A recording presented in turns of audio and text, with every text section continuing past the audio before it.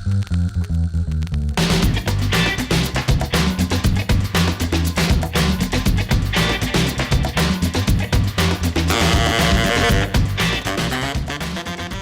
right, we're just about 2 minutes past the hour. Now seems like a great time to kick off the Q2 2021 NetSuite user group. So good afternoon, East Coast, and good morning, West Coast, and welcome to the Q2 2021 NetSuite User Group Virtual Summit. Today, we present our 5th installment of our virtual meetup for members of the New York metro area, Northern California, and Southern California NetSuite user groups. Way back in May of 2020, which honestly feels like years ago at this point, we successfully pivoted our local in-person meetings to the online format so that we could continue bringing together NetSuite users from our 3 regional groups for educational and networking opportunities. In that time, we've delivered some amazing value-added sessions to our growing membership, but admittedly, our opportunities for networking and relationship building have suffered. As the world continues to open up, we're eagerly anticipating a return to in-person events, and we'll keep the membership abreast of any happenings. As of right now, our plan is to remain virtual for Q3, and we're looking forward to our Q4 holiday parties as an opportunity to get back to normal with in-person revelry. So let's go over our agenda today. We've got a jam-packed schedule. Right now, I'm your host, Craig Cook, and I'm giving you a welcome and an introduction. In just a few minutes, we're going to have our first session with Carole D'Arcy, Senior Manager Solution Specialist at Nolan Business Solutions, and she will be presenting on cash management and payment solutions for NetSuite. Around the 1:45 hour, we're going to introduce Asad Ahmed from Oracle NetSuite, talking about the SuiteCommerce MyAccount functionality in a session that he's titled Customer Service to Self-Service. At 2:20, our keynote kicks off. This is an excellent roundtable of CEOs from all throughout the NetSuite ecosystem, solution providers, partners, software publishers that work in NetSuite ecosystem, and users. I'm really excited to host that and introduce you all to Omri, Robert Weiner, Rohit Gupta, and David Smooha. And we'll get our better introductions later. 3:20, we're going to shift gears to deep dive into midlife assets as we look at fixed assets in NetSuite and how to manage them. That's with Cherry Faye Casamiro from BSP. And finally, at 3:20, to close out our session today, we're going to be speaking to business owners Paige and Ted Parker, co-owners of Vibrant Health, who have a really interesting story about how NetSuite enabled their organization to shift fully remote during COVID-19, and really looking forward to them sharing their story with us today. All right, before we dive in, let's go over some announcements and housekeeping notes. So today we've got a really good mix of veterans and first-time attendees joining our call, but everyone, regardless of whether you've attended in the past or not, got a chance to experience our new NetSuite user group websites and registration process. Your NetSuite user group administrators took advantage of our pandemic time to reimagine what home base looked like for the NetSuite user groups and the benefits that our members could avail themselves of. We invested in a new HubSpot portal for user group administration that allows us to design modern new websites and a streamlined event registration process. We've also unveiled a few new domain names, having secured NorCalNug.org and SoCalNug.org to match our NINUG.org branding. What you see at these websites is only the beginning. Our goal in Q3 is to enable a password-protected members-only section to provide significant benefits to our membership. But right now, you can go to the websites and look at information about NetSuite. You can see all of our sponsors from the past, 3 or 4 years worth of user groups and learn more about their products and services. When we unveil the members only section, that will be the place where you can register for our upcoming events. Right now, it's ungated. We wanted to get everybody into it and used to the new environment, but only members will be able to register in the future for our events. So you'll also notice that there's a become a member section. Everybody on the call today is already a member. You don't have to do anything else, but you will get a message from us in the near future about setting up a password for yourself so that you can access our members only section and register for upcoming events. Also in that section, you'll encounter a member benefits area. In that area, we're working with all of our sponsors and partners to provide value-added benefits around their products and services, only available to users of our group or members of our user group. So you might get a free implementation or a percentage off discount for utilizing their service. And we're really excited to work with our sponsors to provide those additional benefits for our members. In the near future, you're also going to find an archive of our videos, our presentation decks, PowerPoints, PDFs, anything that we use to administrate the user group and educate our audience, we're going to be providing in that member only section. So stay tuned in Q3. We've got a lot of cool stuff coming down the pipe. All right, so we're all here on the Zoom webinar platform today. I think we're all getting used to Zoom, and everybody by this point should be familiar with how it works. But if you're only using Zoom for your internal meetings or you're using another platform, there's a couple of little quirks about the webinar platform that we're using today. You'll notice along the bottom of your interface, the chat, the raise hand, and the Q&A buttons. The most important button that I'd like you to locate today is that Q&A button. Please use this interface to interact with our panelists and ask them questions about their sessions. This keeps a record. The Q&A panel keeps a record of all the conversations going back and forth. So it's a really good way for us to understand, what questions were asked and get to them in a timely manner.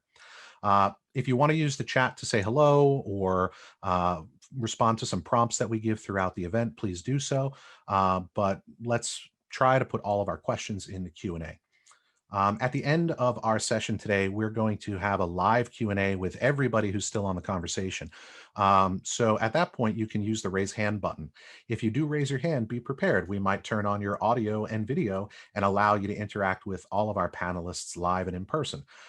So just remember, if you want to raise your hand, that you may be subject to audio and video, and be prepared for that. All right, a couple of notes. All of our presentations and recordings will be sent to everybody who registered for the event, about maybe 2 weeks afterwards. It takes a little bit of time to process, edit, and prepare everything. So please be patient, but you're definitely going to get a copy of the presentation deck in PDF format, as well as a copy of the recording of today's session. Number two, if you'd like to become more involved with your local user group, especially as we make the shift back to in-person events in Q4, you can send a quick chat to the panelists. We'll help you get involved. Or you can go to the new NetSuite user group websites, NYNUG, NorCal NUG, and SoCalNUG.org, and use the contact page there to get in touch with us and let us know that you'd like to get involved and help us out. We've got a ton of things to do, especially when we go back to in-person events, like setting rooms up and getting venues, arranging catering so that everybody has a bite to eat, and any help that our membership gives us in administrating these user groups is always really welcome. And finally, when we're not meeting virtually or in person, let's make sure to connect through LinkedIn. We've got a separate user group for each one of our 3 groups on LinkedIn. Membership is by invitation, so just head on over to the user group link. You can just search NetSuite user groups in LinkedIn, and R3 will certainly come up. And request to join, and within a day or two, you'll get that invitation, and then you can take part in all of the conversations that are happening online, offline, when we are not meeting. All right, we've got a bunch of CPAs on the call today, and I'd like to thank you for taking part in this opportunity to earn CPE credits for continuing education. Business Solution Partners is your NASBA certified credit sponsor and administrator. To comply with the NASBA's rules for credit delivery, we ask that CPAs attend at least 150 minutes of this session and fill out as many polls as possible to ensure that you hit the minimum requirement of 9. And remember, polls aren't just for our CPAs. We encourage everyone to participate. As a matter of fact, I am going to launch our opening poll right now, and I invite you to participate in that. We perform an audit of polling and attendance data before we're able to deliver the CPE credits, so it may take 1 to 2 weeks to receive your follow-up email with the course certificate attached. And please note that CPE credit is only available during our live webinar events. No credits will be offered to recording viewers. At this time, I'd like to give a huge shout out to our sponsors. If it was not for their support, we would not be able to administrate these wonderful events. So for Q2 2021, our lineup today is Auditoria.AI, Flowcast, Nolan Business Solutions, Business Solution Partners, Routable, and Anderson Frank. You'll hear a little bit from each of our sponsors as the day goes on. We're actually about to hear from our first sponsor, but before we do, I'd like to remind everybody that our Q3 2021 NetSuite user group is on September 22nd, 2021, same bat time, same bat channel. So stay tuned to your local NetSuite user group websites for updates about our agenda, our schedule, and the wonderful user group event that we have planned for Q3. I believe we are going to make it a tradition now that in Q3 we are tying in a fundraising effort. If you recall, in Q3 of 2020, we worked with Alex's Lemonade Stand, a NetSuite customer and power user, and we raised a whole boatload of money. I think it was $12,000, $13,000 for that charity. And we're going to try to keep that a tradition and find a great charity to work with in Q3. All right, at this time, I am going to end our first poll, and I am going to introduce Omri Moore, the CEO of Routable. And he's going to tell us a little bit more about his solution, and then look forward to his session later on today. Omri has graciously volunteered to be one of our keynote CEOs, and we're going to learn about scalability from him a little bit later on. But for right now, let's take a look at Routable and its solution. Omri, are you with us? I am indeed. Thank you Excellent. so much, Craig. I appreciate it. I'll go ahead and share my screen and quickly walk everyone through a mini commercial that we made for the team today. Let me just hide the wonderful Zoom side. Well, I'm not sure how to hide Zoom, so we'll just go through it. You're looking good. So it sounds good. So at Routable, our whole focus is about helping mid-market and enterprise businesses scale their payables. We've been able to build a platform that takes businesses from 100 payables a month all the way to 100,000 plus payables a month. We have built amazing integrations with NetSuite, but on top of that, we've also built features that are really automated and geared at high volume payables. We have the ability to do data entry as a service. We have the ability to upload any file you can imagine to send when you're sending in payments. We have a bulk CSV upload for, when your engineering team or your ops team gives you a file and says pay. And then we have an API that you can integrate to your system in case of high volume business payments where they exceed 10,000 and above. We also have really great controls built into Routable. Controls are important at every step of the approval workflow. And we have unlimited levels of approvals, customizations about who can approve what, as well as the ability to invite non-approvers to have a conversation about a payment. A lot of business payments at scale get blocked by small questions. And we always think about how you can get the right people to have the right access without losing your controls and permission security. And last but not least, I wanted to say that our team works with the NetSuite ecosystem very closely, including our customers and the NetSuite technical team. And we have been able to build a NetSuite integration that is geared to support all of the lovely custom fields and all of the fields that you tweak as a Routable client and NetSuite client in order to optimize your payables. The best thing about Routable is that you don't have to click sync. Everything is automatic. And what I want to show really quickly is our interface. By the way, this is my email address. I also posted it in the chat.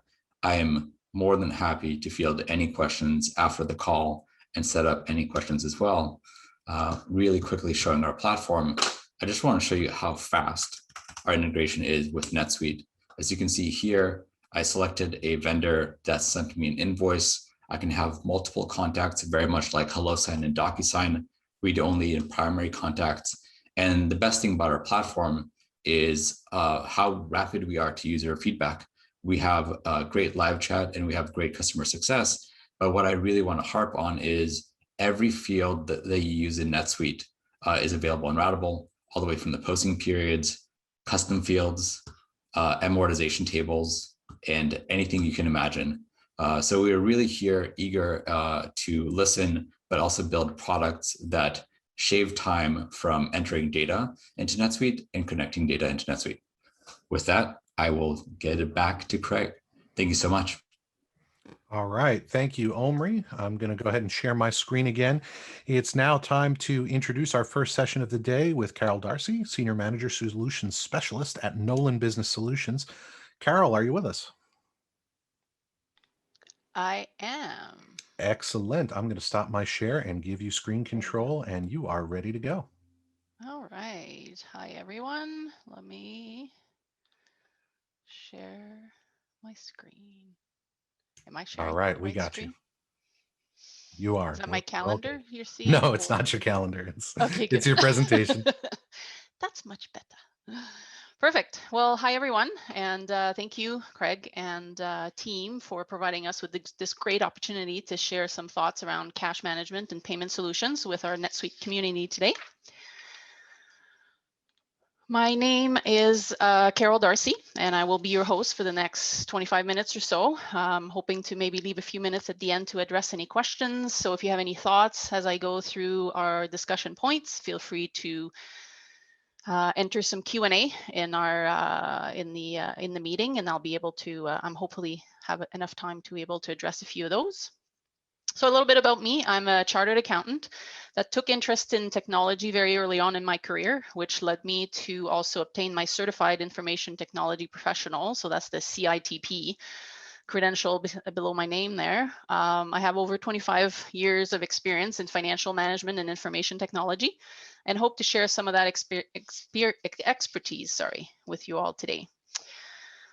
A little bit about Nolan as well. So just to kind of vouch for our topic of discussion today, Nolan Business Solution has been part of the NetSuite community since 2006, both as a NetSuite solution provider and NetSuite suite app developer.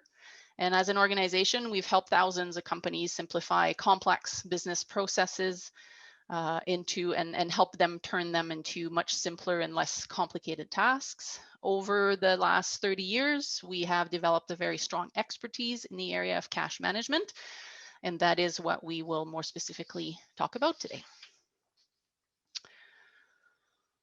So let's start with some initial thoughts. What is cash management? Seems like a very broad term, right? That could mean different things to different individuals. But I'd like to share for our purpose today a definition I found from the Corporate Finance Institute, which I think summarizes this really well. Cash management, sometimes referred to as treasury management, is the process that involves collecting and managing cash flows from operating, investing, and financing activities of the company. So it is, as a matter of fact, a pretty broad topic.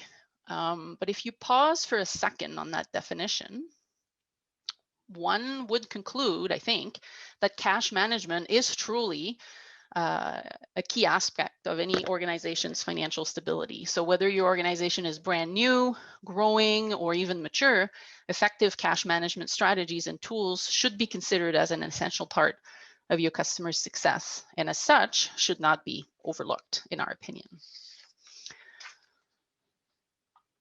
Oh, I have a poll here that took me. All right. So today, though, this is a little too broad, so let's zone in a little bit. And what we're going to discuss are strategies and tools to assist with the management of cash inflows and outflows, typically associated with operating activities. And you got some examples of those cash inflows and outflows on our screen today. So that's what we're going to focus on. In that context, I'm going to drill a little further and focus on two key strategies that can help with effective cash management of daily operating activities. One, we're going to talk about the importance of daily reconciled cash position, which in my opinion is instrumental to the daily optimization of your cash flow and also the long-term financial stability of your company. Two, we're going to talk about timely and efficient payment of vendors to create operational efficiencies that have a direct and positive impact on your daily cash flow as well. So let's start with daily reconciled cash position. When we think about cash reconciliation, the simple thought of daily cash reconciliation might have brought on this face for some of you, right? Oh boy. Well, what I'm hoping to accomplish today is I'm here to change that and hopefully get you thinking more like this cash reconciliation is not a problem. I got this at the end of our session.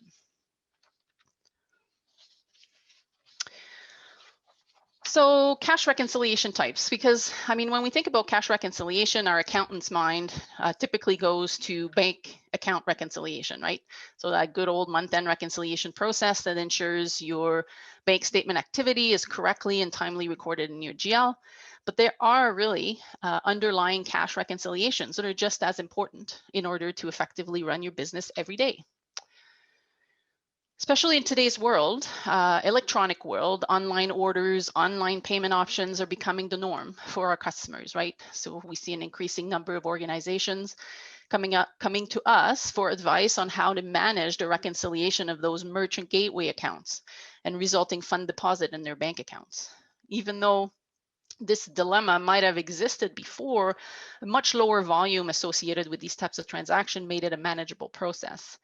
But it's not rare today to be talking to a NetSuite user that runs tens and thousands of credit card transactions a day. On the flip side of the coin, banks and suppliers are now providing organizations with the ability to pay for merchandise and supplies using credit card as well. So similarly, organizations are looking for simpler ways of reconciling those transactions and associated credit card vendor payment. So anyway, why effective cash reconciliation matters? There are several reasons why it matters, but sometimes we are so drawn into the detail of the task that we forget what the original intent of the whole process is. So in our experience, there are three main reasons why effective cash reconciliation matters. First, I'm going to talk a little bit about data integrity. So the primary purpose of your cash reconciliation, if you really take a step back and think about it, is to ascertain that your general ledger reflects your cash position accurately and completely. It is there to make sure that any accounting errors or financial institution errors, for that matter, are identified and corrected.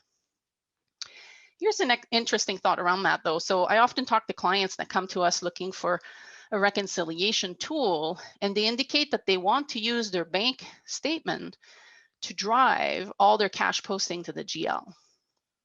So my immediate thought in those cases is that they're really looking for an import and a posting tool, then not really a cash reconciliation application. Think about it. If your bank statement is your data source for your GL postings, how is it that you're reconciling your GL? How do you catch incorrect payments? How do you catch unusual activities or exception? Or catch amounts that differ from what you were expecting? So don't get me wrong, there are certainly very valid reasons why one would want to automatically update their GL from the bank statement, but those should be recurring type transactions that doesn't require someone's attention in case they are incorrect. So in my opinion, when thinking about cash reconciliation, you want to make sure that you're thinking of using that process truly as a data validation tool, as a tool that will make sure that your reports and your financial statements can be relied on for critical business decisions by being accurate and complete. This is actually a great lead into fraud detection. The second reason why cash reconciliation is really important. I think that sort of speaks to itself, and I've touched on that already a little bit, but how do you identify unusual transaction or activity that might be indicative of fraudulent activity if you just take your bank statement at face value? So a good cash reconciliation tool and process will quickly and easily identify the transactions that are out of the norm, transactions that do not follow your expected matching rules, transactions that are not a recurring type transaction that you would be comfortable automatically posting to the GL. Unfortunately, in today's world, we see an increasing number of fraudulent activities, and we hear shocking stories of so-and-so being involved in such dishonest actions right under our nose. So it's important, folks. It's important, it's happening. And this is why you need to have stellar application and processes in place to help alert you to those kind of shenanigans. A side but just as important benefit of cash reconciliation is cash flow management. We do business at an accelerated pace today, And to be quite honest, monthly cash reconciliation just doesn't cut it anymore. A thriving business needs to reflect an accurate cash position in their GL and on their management reports on a daily basis. Cash reconciliation allows business users and decision makers to be more proactive in future planning by helping identify important trends. Cash reconciliation can also help identify inefficiencies or cash flow leaks. So you're able to make proactive and informed decision that will help reduce business risk and enhance your overall profitability.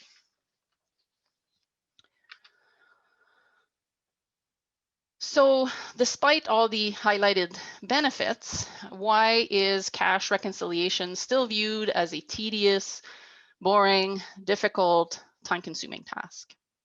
In our experience working with thousands of customers on this process, there are 3 key items that seem to come up all the time. So we're going to focus on that today. Data being one of the pain points. So one of the most important challenge of bank reconciliation is having the necessary data to work with. If you don't, then it will truly undermine the whole process. On our next slide, I'm going to drill a little bit further into that and look at specific example where data is the underlying pain. Timing. Having the data that we need is one thing, but timing differences can massively impact the reconciliation accuracy. And it couldn't be more of an accurate statement when you think about credit card reconciliation. So proper handling and management of those timing differences will make or break your reconciliation process oftentimes. Third top pain points we're going to talk about today is auditing. So this one is often an afterthought that when I talk to clients, they rarely bring it up. But when we start talking about the importance, everybody usually concur how painful the whole auditing and reporting process of their reconciliation is. So once you got that data and the timing aligned, that's one thing, but you also want to make sure that you got proper and accurate audit trail of the actual reconciliation process, not only to provide the required details to internal or external auditors, but also to provide full and real-time visibility into the process and the ending result for the business decision makers.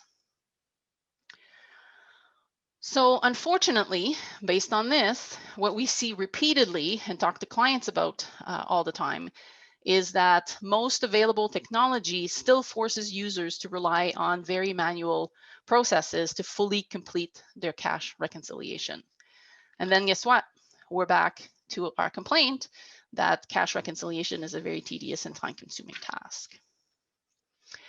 So we're going to talk about best practice and what you should be looking for in an effective cash reconciliation tool or process. But before I do that, I did say that I was going to drill a little bit further into each of these pain because that will directly lead me to best practices here in a moment. So data. Why is data such a pain? So whether we like it or not, the manual upload of bank and credit card statements is prone to errors, and worse, can open the door to fraudulent activity. So whenever possible, attempts should be made to automate the upload of your bank data into your NetSuite system. Using bank data to reconcile your GL is only as good as the bank data itself most times. I'm sure you've heard the saying, garbage in, garbage out. Having said that, it is the nature of the beast with bank data. So you want to find ways or a tool that will support matching of bank and GL references, even if they're not always identical. You also want a way to handle undeposited funds. So NetSuite has this somewhat, I feel, archaic process, undeposited fund process for cash receipts.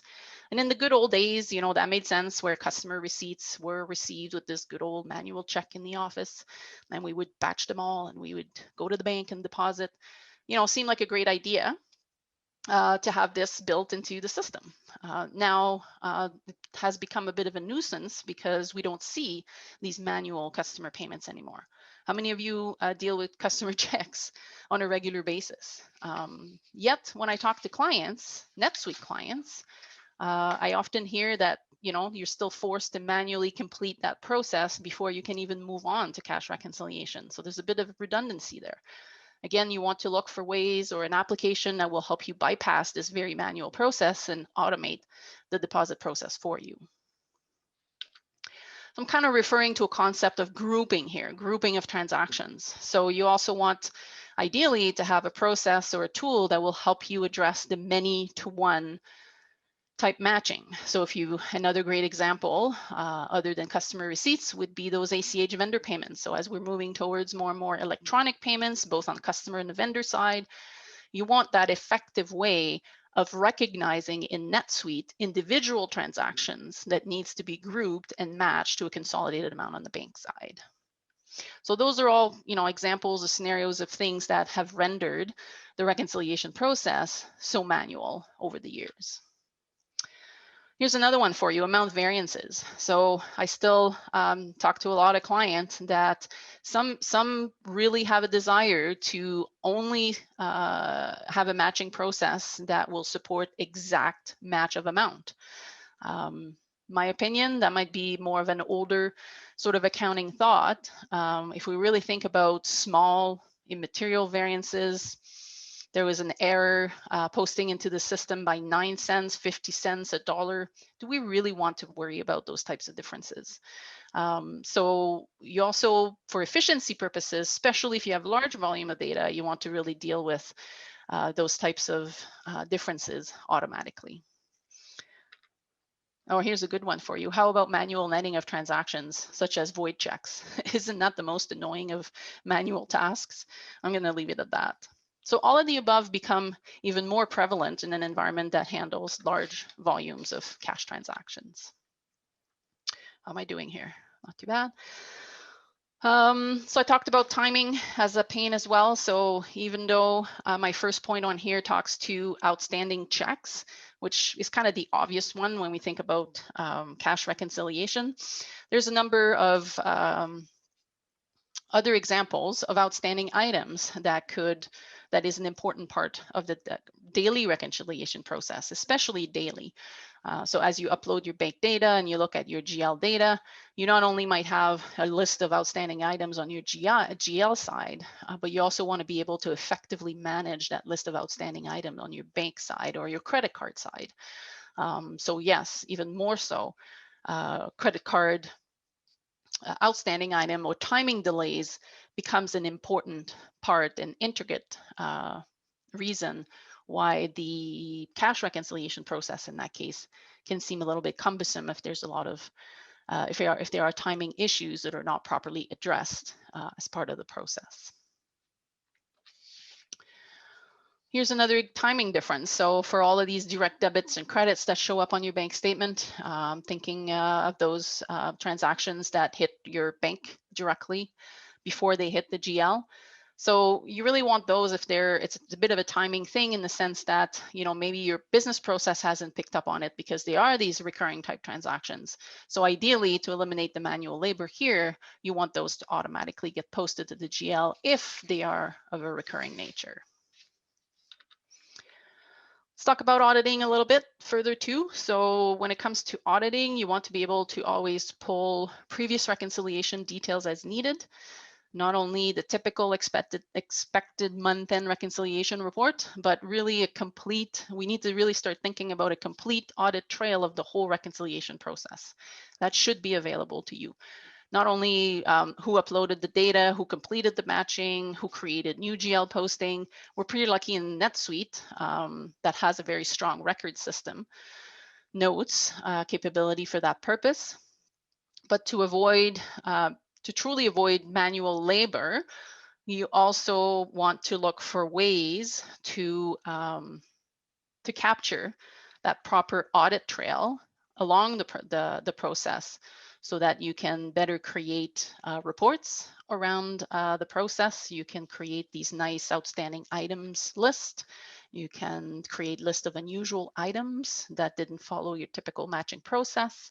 So those are just examples of challenges that clients bring up as taking a lot of manual time and labor to produce with most systems. So as I mentioned at the beginning, auditing is often an afterthought, but you really want to have that as one of the primary pain point that you want to address when you're looking at improving your process.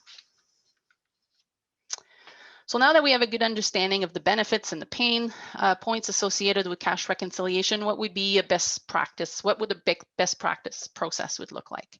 So it truly eliminates as much manual labor as possible. So first off, we would see an automated data feed of your data directly in NetSuite.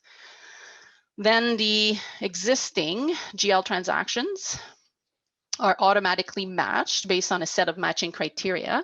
And your reconciliation tool should be able to support high volume of transactions, complex auto matching rules that takes into consideration non-standard references, many-to-one matching, netting, amount tolerances. And then from the remaining list of bank and credit card transactions that did not find a corresponding match in the GL, we should be able to automatically post any recurring type transaction, things like bank fees, sweep account fund transfers, automated customer payments, to name a few examples. I like to say that whatever data logic can be seen, wherever there's data logic that can be seen, a human brain shouldn't be required. Systems should be able to handle that for you. But there's always the one-off cash transactions. So hopefully with strong auto matching and auto posting rules, those should be minimal.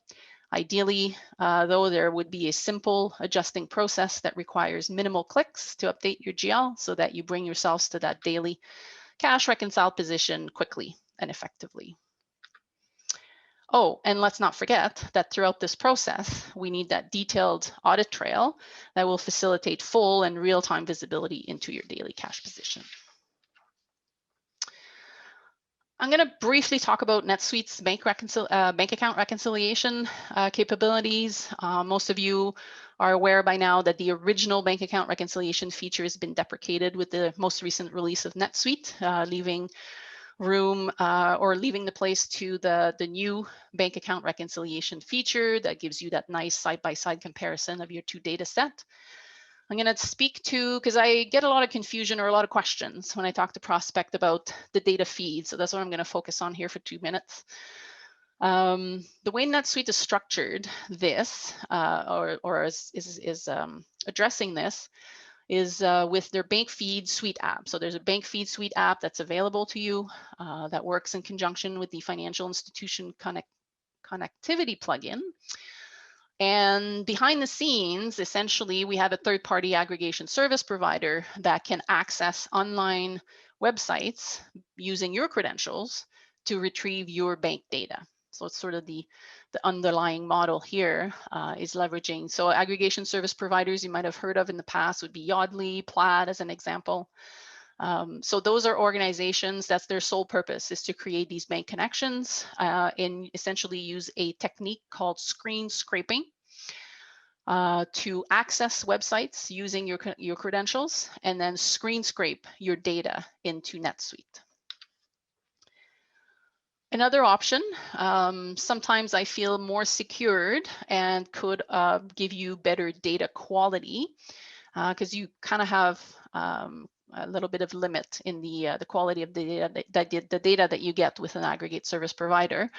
NetSuite has an option with their auto bank statement import that will allow a more direct connection to your bank server. So typically an SFTP connection for the purpose of pulling a BAI report as an example into NetSuite. The challenge with this that we've experienced with our NetSuite users is there are some limitations around being able to effectively establish those SFTP connection from NetSuite. There's a number of reasons for that are actually documented as well in the Suite App Answer. So if you want a little bit more information on any of these, for today's purpose, I'm going to leave it at that. But those would be your options for bank reconciliation inside of NetSuite and the data feed. All right, so now we're going to move on to our second element of cash management. I said I was going to briefly talk about timely and efficient payment of vendors. So why care about automating and paying vendors electronically? So there's really several reasons to consider. First off, probably fairly obvious, but people still seem shocked at the numbers I'm going to be mentioning here. So electronic payments, we all sort of generally know that they're probably far cheaper than paper checks, right? And once they're set up, they're much easier and faster to process. Actually, I have a stat here. That's the numbers I'm talking about. According to the Association of Finance Professionals, the estimated median cost of a check transaction is $3, compared with a range of between 26 to 50 cents for an ACH payment. So depending, you can see where I'm going with volume here. So if you got a huge volume of vendor payments, you're talking about significant cost savings. Most importantly, in the context of our cash management discussion today, electronic payment of vendors are much more predictable cash flow than checks, eliminating the need for to manage, trying to get the second bubble to come up here. Yeah, eliminating the need to manage an account for a long list of outstanding checks. And then there's additional reasons that we'll skip over pretty quickly here. So reducing the risk of errors and duplicate payments that are often associated with printing checks, prevention of fraud associated with check payments as well. And finally, but not least, increased supplier satisfaction as a result of shorter payment cycles. So those would be the main reasons that I wanted to share with you guys today. Top pain points with vendor payments. When I talk to clients, there's usually 3 points that keep coming up on top. So that's what I'm going to share with you guys today. Despite the recent technology advances, most organizations still find themselves struggling. We saw it when the pandemic hit 18 months ago. And it really became evident that the process associated with paying vendors, especially here in North America, we don't seem to be getting that clue really fast. But we're still doing things very manually and archaic. Now it is definitely over the last 18 months, this has been accelerated. So we've seen a lot of clients come to us and say, hey, help us out. How do we make this process more efficient? Along those lines, though, people still are concerned about security. So, there's still a greater sense of security for some reason associated with printing and signing those checks. So that's perhaps why this security keeps coming up. But organizations worry about controls around disbursement of funds, especially if it's done electronically. Last but not least, the organization highlight to us that vendor communication is key to them. And without that manual piece of paper, how do they effectively communicate with their vendors? So existing processes often lacks the visibility into the resulting electronic vendor payments and doesn't facilitate timely and complete remittance information to the vendors. So what would that ideal, hence why we're back to tedious and time-consuming task here as well for this one. So what would an ideal business process automation look like in the case of vendor electronic payment? So we want to capture in NetSuite those vendor bank details. Ideally, for control purposes and security, we want to establish a vendor bank detail approval process that makes sure those details are valid before they are used for disbursement of funds. Entering of the vendor bills doesn't really come as much into play here. It should have its own approval process from that standpoint. Once we have open and approved bills in the system, then we want to generate bill payments. Here's another control point that is ideal. There should be someone else, supervisor level, verifying that the bill payments that have been generated are valid and should be approved to be then released into our bank payment file, shared with the bank. And then we want to facilitate, close the circle, facilitate that communication back to the vendor, letting them know that there is an electronic fund transfer coming their way. From a NetSuite standpoint, you're kind of looking at, as a NetSuite user, sort of 3 ways of looking at electronic payments. I mean, there's obviously the advanced electronic payment suite app internal to NetSuite that can be leveraged. Tends to have a focus on domestic payments. So yes, it will support payments across the globe, but within the specified country. So that's what I mean by domestic payments typically. So sometimes inadvertently people will say, well, yeah, it supports international payment. Yes and no. It will support payments to Canada if we compare it to being in the States, but the Canadian payment inside Canada. As soon as we start crossing borders, native EP starts struggling a little bit. So that's when there's third-party suite apps that are available out there that can kind of help with the international payment, can help enhance the process flow to include approval workflows, maybe even automated bank file upload to the bank.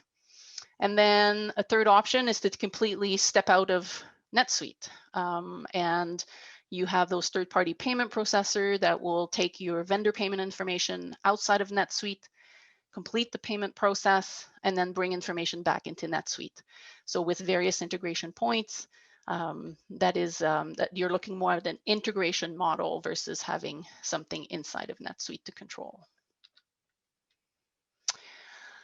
And I guess that's it. So for me, in conclusion, here are key takeaways that I am hoping you got from this session. Don't be afraid to look at how you're doing things today in the area of cash management and payment processes. Look for ways to improve those processes based on what we've discussed. Our Nolan team has been doing this with customers for over 30 years. I hope I was able to share a little bit of that expertise with you all today. Thank you again to Craig and his team for organizing the event and giving us the opportunity to be a part of it.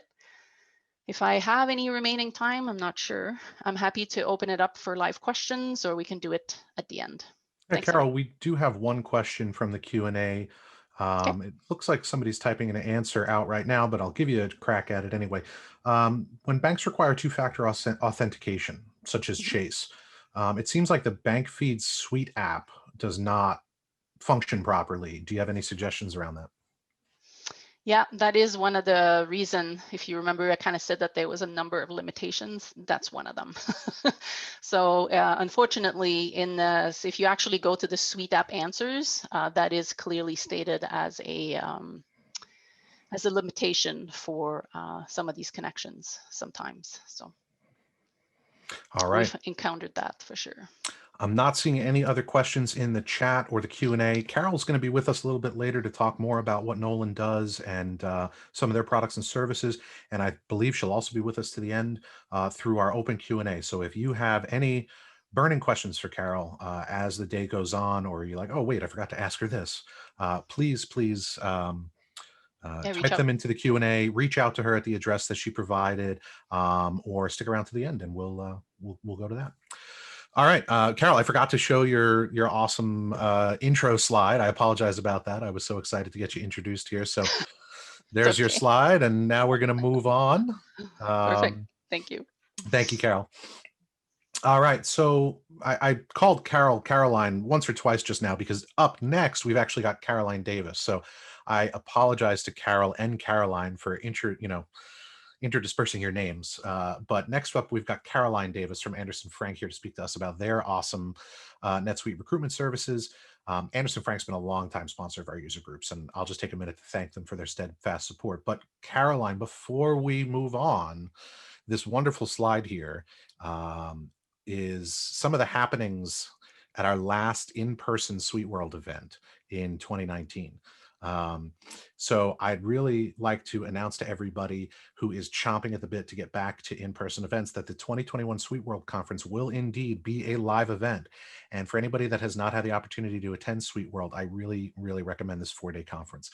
It's an opportunity for the global community of NetSuite users to come together to learn, grow, and network. The training sessions are world-class. The main stage programming is always full of celebrity guests and surprise announcements. And I think everybody that's been to the event before will agree that the parties are somewhat legendary. SuiteWorld is introducing a brand new venue for 2021 in Las Vegas's Caesars Forum. The event runs from October 18th through the 21st, and registration is now open. So please visit netsuiteworld.com for more information. All right, Caroline Davis from Anderson Frank, time to bring you on board. Are you there? I am indeed. Hopefully you can see me and hear me. So thank you very much, Craig. And I 100% second that opinion of SuiteWorld. So if you haven't been, I would strongly recommend you attend. It's great fun.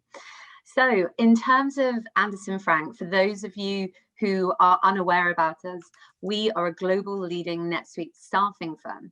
So we can support you in placing interim and permanent resource across anything that touches the NetSuite system. So from IT, finance and accounting to operations.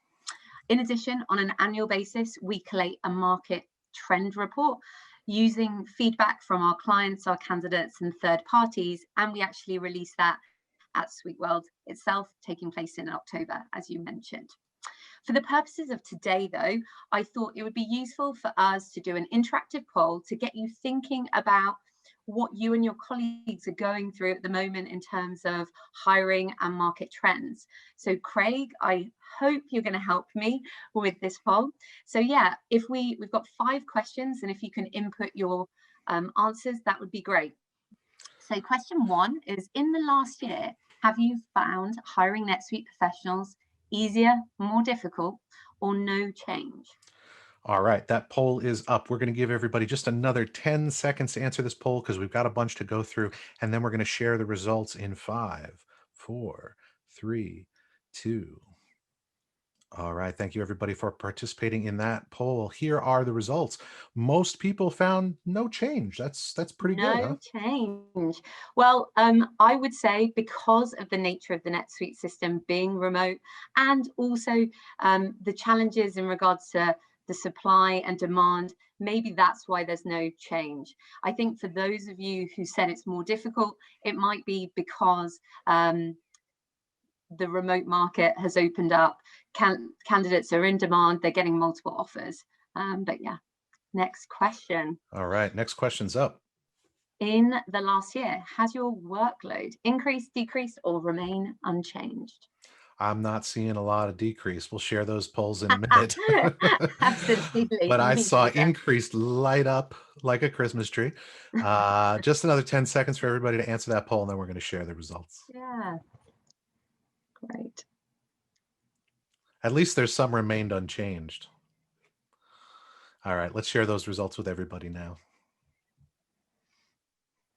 Increase, yes. I think in terms of headcount and financial constraints, it's putting pressure on everyone in terms of workload. So no real surprise there.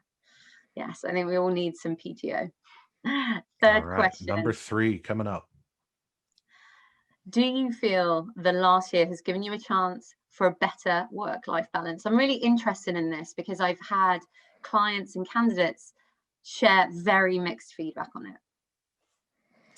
And I'm going to say that our results are skewing similarly, maybe 60-30 right now. Yes to no. We're going to share those in just a second.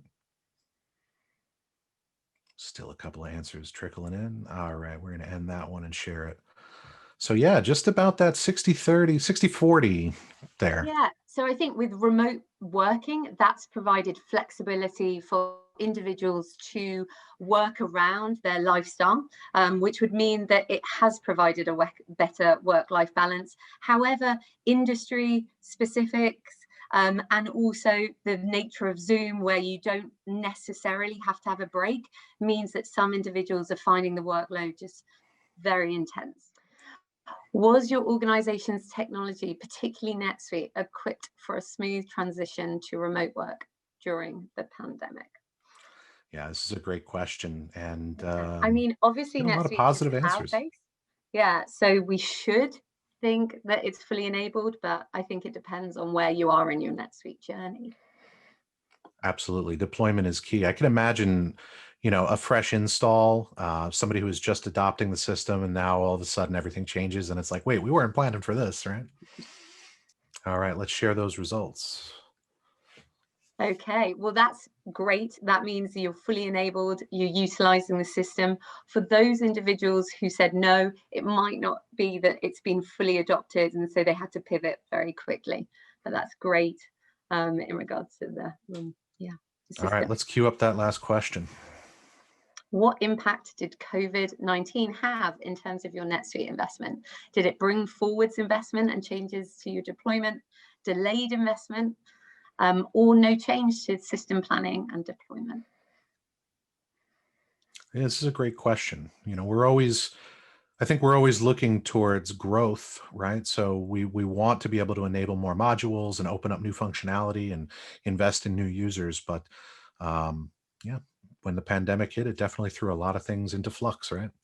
Yeah, absolutely. All right, let's share these results in our last poll. Okay, so quite mixed. I would think for those where it brought forwards investment, it may be that you needed to survive. So if you were an in-store presence, you needed to quickly go via the e-commerce route, or maybe you were in an industry where you had an influx in investment and you wanted to take advantage of the opportunities, such as being in the healthcare industry. Delayed investments, it might be that you needed to conserve cash because your industry wasn't doing so well. And no change, maybe you were in one of those industries where you neither saw the benefit or the downside due to COVID and just wanted to continue with the original plan. Well, thank you very much for your time. If you've got any questions, feel free to reach out to me after the event, and we look forwards to releasing the full market trend report in October at SuiteWorld. But thank you very much. All right, Caroline Davis from Anderson Frank, thank you so much. Okay, let's take a look at our agenda together again. We are running just a little bit behind, but I think anybody who's come to the user group before knows that is standard for us. We've got a lot of content to present. I am really excited for our next session from my friend Asad Ahmed from NetSuite, Oracle NetSuite Direct. Asad is the industry solutions advisor for the retail segment. And today he's going to be talking to us about SuiteCommerce MyAccount, which I think is a bit of functionality that not many people have had exposure to. So I'm really excited to introduce it to the user group and talk about this this great piece of functionality, which kind of gives you some of the functionality of SuiteCommerce without actually having to have a full SuiteCommerce account. So Asad, welcome. And I'm going to give you screen control and you can introduce yourself and take over from here. Hello, Mr. Cook. Thank you so much. Again, folks, afternoon, good morning. Pleasure to be here today. And Mr. Cook, you mentioned that we are running behind. So those folks who have heard me before know really well that I'll get us caught up right back on time. I've had 3 coffees and a couple of Red Bulls for the day, so we're ready to go over here. Excellent. Thank you, Asad. So let's start sharing my screen over here. Just give me a quick second here. I need to launch out my PowerPoint. And let's see, just bear with me for a quick second. Stop share. And see, technology is being a little hard to play around with today, but they'll get that going for us. And sharing my screen one more time. That should do the trick for us this time around. Perfect. That's exactly where I was trying to go. All right, so quick thing, folks. Again, thank you so much. My name is Asad Ahmed. I'm an industry solutions advisor with Oracle NetSuite. I've been with NetSuite for over 7 years. I've been in the consulting world, e-commerce, retail world for over 15 years, with over 1,000 projects and implementations under my belt at this point in time. I've had the opportunity to work with the BSV team quite often on some of the toughest projects, so always fun when they ask me to come in and join in. Before we get started in Oracle fashion, we definitely want to talk a little bit about the safe harbor statements. Again, there is the general direction of the product. There will be some future-looking stuff that I'll be talking about. Don't take any of the things that I say as investment advice. Actually, you should never take any investment advice from me, but that's a whole other conversation for another day. So this is a product that we released very recently as we were kind of going through this whole COVID year. I can say that the timing of this product couldn't have been perfecter, if that was a word that I could use on my side. When we talk about SuiteCommerce MyAccount, it is the MyAccount functionality that's been decoupled from our whole commerce solution, and it has also been added and given a few other pieces for it additionally as well. When you kind of start looking at it, it is a modern portal that allows your customers to go in and view and manage their entire account information. It is a new offering for all of our customers that are out there. When we talk about going through the process of looking at, one of the big questions that when we launched this product out, even internally and externally, the big question that that we heard quite a bit was, what are the differences between SuiteCommerce and SuiteCommerce MyAccount? The key thing to remember is SuiteCommerce MyAccount provides you with all of the customer portal capabilities that you would require, things such as being able to go view your order history, view your invoices, view your quotes, convert your quotes into sales orders. It also even allows you now to go in and have checkout capabilities on existing orders, just does not have that browsing experience that commerce site would have. And this was one of the big asks that we heard from a lot of our customers, asking that, hey, you're not an e-commerce business, but we definitely want to be able to provide a portal for our customers to go in, see their orders, and sometimes go in and be able to reorder those items.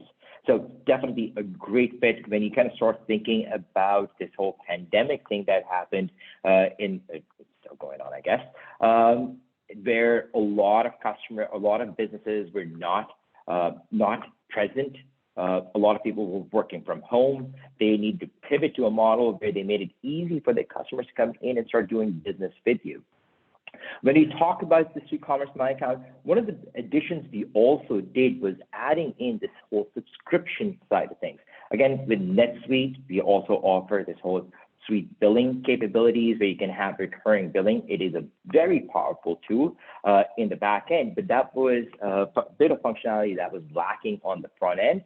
What we've been able to do since we launched this product and its second reincarnation is that we have put together the SuiteCommerce MyAccount functionality, which we'll take a look at in just a few minutes, along with suite billing. So where a customer has some sort of subscriptions with you, they can go to their subscriptions, manage their subscriptions, add their subscriptions, and do some add-ons as well. Again, when we talk about the target market, again, it's right now geared towards North American folks, a lot of B2B companies. If you're looking for a vertical that you fall in, if you're a software company, if you're a high-tech company, even if you're a company that's selling services, this has been a great solution for them. So one of the things that I would want to be able to do is just kind of talk a little bit about the functionality, show you some slides around there, and then I'm going to take us onto a little tour of the product as well. So when we talk about the functionality with subscriptions, again, the idea is your customers have a portal to go in and start seeing the subscriptions. Very similar to when you kind of start thinking about your subscriptions that you see in your daily life, your Netflix subscription, your Hulu subscription, your HBO Max subscription. Also, if anybody wants to share their HBO Max username and password with me, that's definitely one subscription service that I'm missing. I'll definitely be taking that. Please put that in the chat. Maybe we can have the next poll around that one. The good part about the subscription details is that you have all of your details available: when the subscription started, when it is billing next, what is the period of the subscription. Those subscriptions can be evergreen if we want them to be, if we want them to run for a certain period of time, say 3 months, 12 months, 6 months, again, whatever that frequency needs to be, we could do that part there. You have the ability to go in and do add-ons to those subscriptions. So again, a lot of the times when you kind of start thinking about a lot of where the subscription world is going, especially when we've started developing these habits over having subscription food being delivered, you want to be able to do it as a start-stop whenever you want to. You want to bring in those same capabilities for your B2B customers, your business customers, to start their subscription, stop the subscription, maybe add on to the subscription. Maybe there's a service piece that you have access to. Again, the idea is providing all of the things that your sales teams can do over the phone, just giving that access to your customers in a 24/7 manner that's there. When you talk about the subscription billing side of things, I definitely want to give us a quick view of things. I'm just going to run us through some slides over here, and then we'll pivot over to a slight different portion of the My Account section there. When you land into the subscription portal or the My Account portal, you'll see that you'll notice all of your subscriptions are going to be listed out. Again, as I mentioned, activation date. If when I start my service out, if I want like 3 months down the road, 4 months down the road, I want to know exactly what my billing dates are. When was I last bill? When is my next bill coming up? The renewal part of it, I can very easily see that part. Also, this gives the customers the ability to go in and see what their status of that subscription is. Maybe a subscription is not active anymore. Maybe that's why you don't have access. Maybe you want to change that around. Hey, I have a couple of different subscriptions.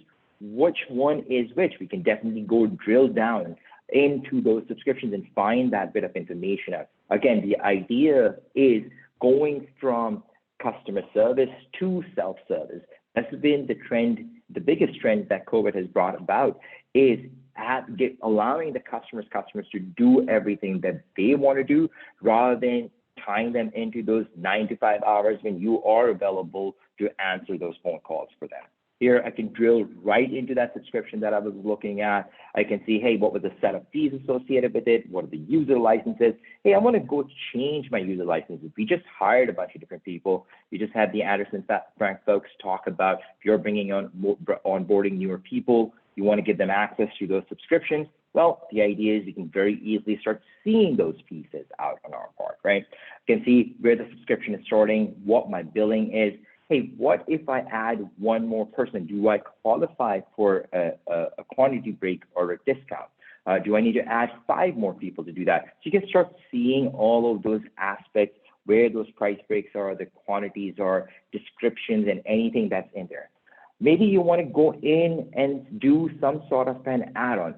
You bought the subscription, later on, you need to have some sort of maintenance of it, some work that needs to be done on that piece. The idea, again, lies with there that you have that automated capability there. I can quickly go to the add-on section. I can just go in and buy the add-on from there. And that purchase happens very naturally here. You can go through the checkout process. I'm not going to go through the checkout process over here just yet, because again, that's just way too many slides. And Craig had mentioned I need to keep my slides down for the day.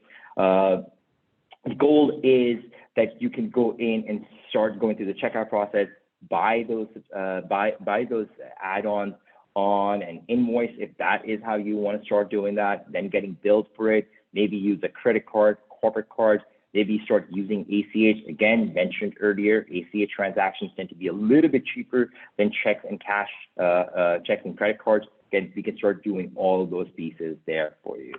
I'm going to get out of my solution over here before I go to the question and answer session. I definitely want to do one thing is I want to bring us to the software side of it so you get to see that part. Again, that is where I really like to play and spend my day is in the software side. So we'll do that very quickly. Now, a couple of things to mention over here. This is my generic looking site. The branding, the look and feel can match exactly what yours needs to be. It works with the similar tools as our SuiteCommerce tool works. Again, a lot of drag and drop functionality available there. You can go in, add in images, add in testimonials, things like that. As you can see, I have a couple of different things that are scrolling through. Because these are just bits and pieces that are there. You want to modify that, beautify that, you have those capabilities there. Along with the subscriptions, you definitely can have this function as a complete purchase portal.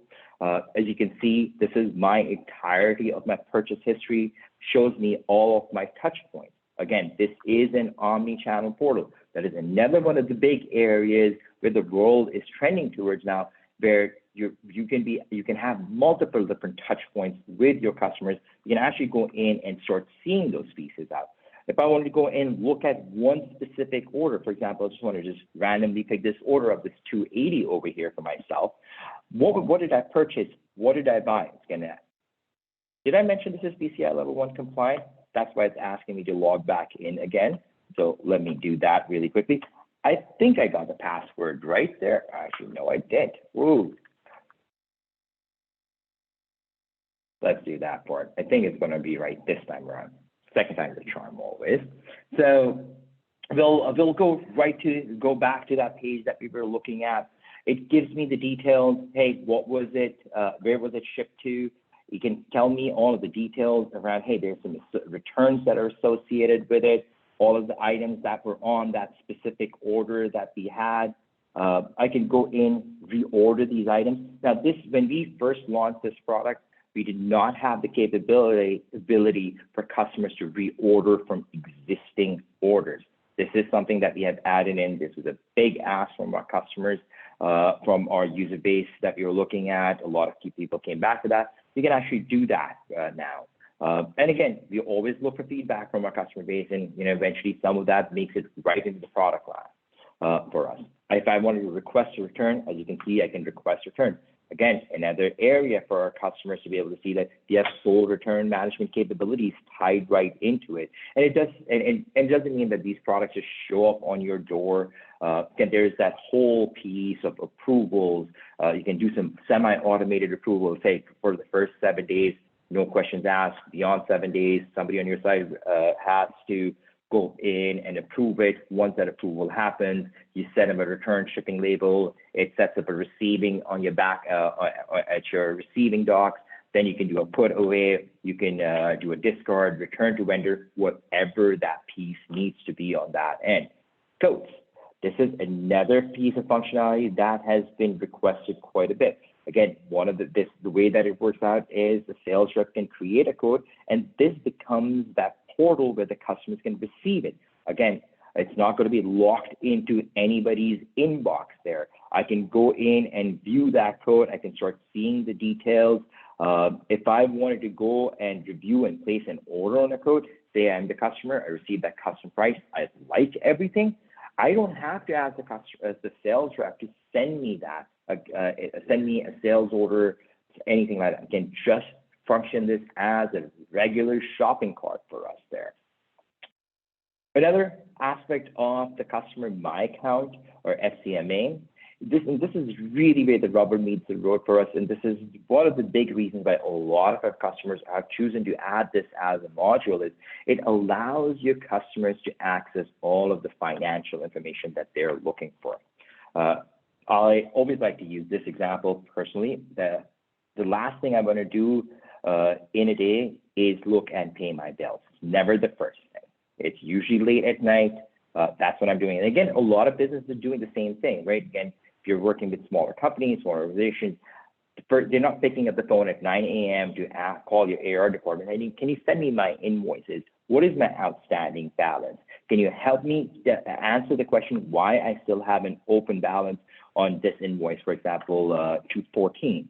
I remember paying this down. Again, this is where a customer can come in, log in, see all of the information. If they want to make payments against it, they have the ability to go and make payments against it.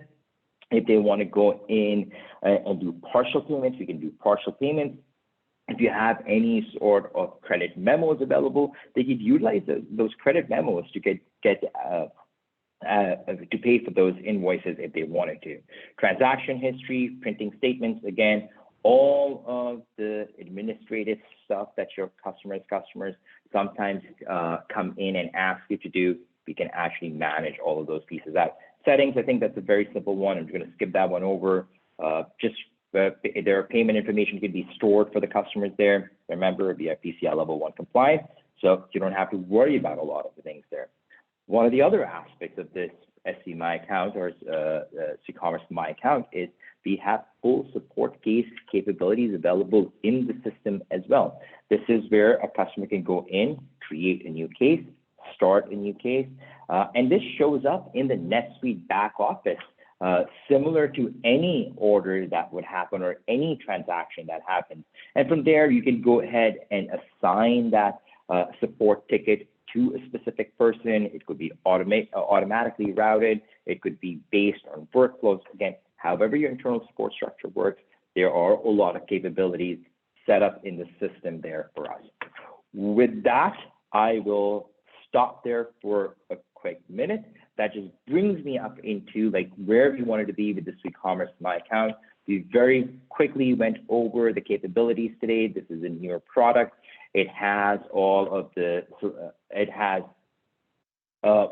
capabilities from a commerce standpoint, other than browsing to it. We have subscription products added in. Customers can come in and view their purchase history, create returns, view their codes.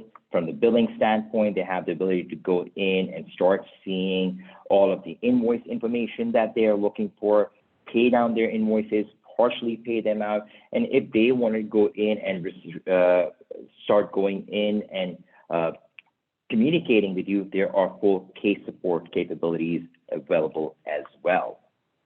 Any questions for me so far? Wow, Asad, that's a lot of functionality for a kind of streamlined module. Very cool. We do have a question in the Q&A. How customizable is this? For instance, if we have other platforms with open APIs that are currently integrated with NetSuite, like a WMS or a PSA, could we bring that information into the MyAccount system? I love that question. It depends on how customized you want it to be. Again, if the information exists in the NetSuite back office, there's a case to be made that could be exposed to the MyAccount there. What you saw earlier was just the baseline that we have available right now. I have seen some added bits of customizations on, such as purchase delegation. So if I'm going in and adding in some sort of additional purchases or subscriptions, it routes my order to somebody else in my organization before you receive it. So I've seen that piece happen. If you're trying to bring in any sort of project capabilities or project statuses, it could be done, but that would definitely be a customization to bring that in. Hopefully that answers the question there. Excellent. We have another question from Rayanne about the name of the module. I think it's SuiteCommerce MyAccount, correct? That is correct. SCMA. Remember, if you were to bet on anything, always bet on NetSuite having something starting with Suite something. So it is SuiteCommerce MyAccount. Excellent. And she also asks what the cost would be. I think that is an appropriate question for either your NetSuite account manager or the partner that you work with. Please contact them for pricing, and they'll be happy to engage with you in a conversation about that. All right, Asad. Absolutely. Thank you so much for your participation today. I'm going to wrestle screen control away from you right now. And before we move on, number one, we are like way more on track in terms of our timing than we were. So Asad, you lived up to the promise of getting us back on track. Thank you for that. And at this time, I'd like to invite everybody into the chat to tell us where in the world you are from. You know, this is the New York, Northern California, and Southern California NetSuite user group. But as we pivoted in the wake of COVID, we started getting people from all over the world joining these sessions. When we go back to live in-person events, we're going to, obviously lock this down a little bit more to serve our local community. But we were super happy to have people participate from all over the world in these webinar sessions. So I'm opening up my chat. I'm going to see where people are coming in from. Sunnyvale, California, Aliso Viejo, Orange County, Oceanside, Tampa, Florida. We've got Edmonton, Alberta, Canada, Long Beach, North Hollywood, Long Island, New York, Kingston, New York. Sid from Tijuana, Mexico, Boulder, Colorado, Alameda, California, Boonton, New Jersey, Hurley, New York, Cupertino, the center of the universe, Asad wrote to everybody, New York City, San Diego, Los Angeles, Santa Clarita, San Jose. This is a smattering up and down of the West Coast and the East Coast. I thank you all for your participation today. Most of our attendees are actually from our local user group areas, so that is awesome. We really look forward to seeing you again in person. All right. Next up, I am going to introduce my friend Terry Gren from Auditoria. Terry has been a longtime supporter of the NetSuite user groups through a previous organization that he was with and now with Auditoria. And I'm excited to give you screen control, Terry, and welcome you today. And there you go. You should be able to grab screen control and share your camera if you choose. Terry, I don't know if, yep, I'm here. Thank you so much, Craig. Let's see here. Let's get this up and going.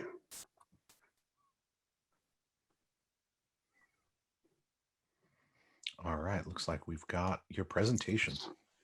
Good to go. All right. Hey, well, thank you, Craig, and thanks to everybody today for joining. I know it's a little bit of a time out of your day, but I appreciate everybody and appreciate Craig and the BSP team for putting this event together. I just can't wait till we get to do these in person again, hopefully sometime soon, so we can see everybody face to face. It was good to see Caroline on video. That's awesome. We travel a lot together, so it's good to see everybody and hear everybody's voice. So let's jump into it here. My name is Terry Gren. I am the Director of Channel Sales with Auditoria. And now at Auditoria, our mission here at the company is to power what we call the zero-touch finance back office.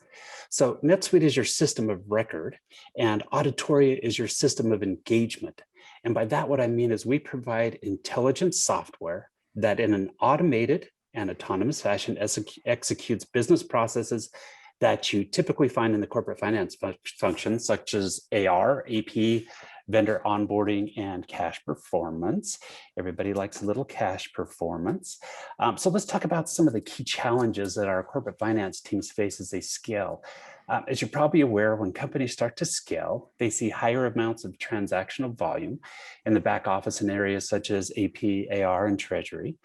This increase in transactional volume leads to a tremendous amount of tasks that have to be executed, very often manually and very often repetitively, leading to increased friction, leading to the lack of visibility around business outcomes. For companies that are going through this level of scale, they often set up shared services functions so that they can centralize how work gets done in the back office. I thought it was ironic that Gartner put out this quote a little over a year ago that said, despite all the advances in ERP, the back office today is still largely manual. Now, that's not a knock against the ERP. The ERP does great as a system of record for your finance data and financial transactions. And with the move to the cloud, empowering business users has become much easier. But the challenge here is, in order to get work done, you need a system of engagement, a system of interaction that communicates with internal users, with external users, with people outside of the company like vendors or customers, the ability to essentially have orchestrated actions that execute tasks or execute analytics. And that's at the heart of the problem statement that Auditoria intends to address. So let's talk about our product. The Auditoria product, like I mentioned earlier, Auditoria is the industry's first cognitive application solution that has been formally certified by leading ERP vendors in the mid-market. We also work with the leading collaborative tools, namely Microsoft Office and Google's Workspace or Workplace, formerly known as Google G Suite. The core business modules that we offer are the ones that you can see on the screen, namely intelligent collections, intelligent vendor management, and autonomous cash forecasting. These help companies improve and accelerate their cash velocity, improve their cash performance, and eventually accelerate their finance transformation objectives. Now, with intelligent collections, what Auditoria offers is a set of collector bots that are running on the front lines of your dunning that can actually engage with payers, can send them invoices, can send them notifications, can follow up on requests that come into your AR team, such as a need for a duplicate copy of invoice, a duplicate copy of the purchase order. Additionally, these collector bots also do a lot of the analytical tracking, calculating DSO, and other important metrics to ensure that your AR balances are low, that your DSO improves, and your bad debt write-off ratios continually go down. We also offer bots on the procurement and accounts payable side of the house with intelligent vendor management. These bots help onboard new vendors, update their tax forms. We offer accrual bots that help with your GL teams to accruing expenses for invoices against open POs or against cash. And lastly, we offer analytical bots that help you in continuing to report and forecast on cash. Cash is king. Now, underneath these core modules is the Auditoria SmartFlow skills. They're a set of technology components that power these capabilities. Auditoria offers the first integrated payer collector data model running on the cloud that looks across both private and public data sources optimized for cash performance. We offer our own NLP framework, our natural language framework that is purpose-built for finance and accounting. So think of the situations where the collector bots are engaged with payers or our accrual bots are engaged with vendors. They've got to understand the taxonomy and the semantics of the terms such as invoices and payments and journal entries, so on and so forth. And we built an NLP framework specifically for this. We have included our own machine learning algorithms for doing forecasting. And then we have integrated workflows that built in with bi-directional handover to a human. So if a bot needs assistance from an AR manager, It can invoke and request that support from the AR manager. And then once the AR manager is done, control can be handed back over to the collector bot and carry on business process going forward. So this is just a quick snapshot of the Auditoria SmartFlow skills that we offer today. Purposeful capabilities for collections, for vendor management and cash forecasting.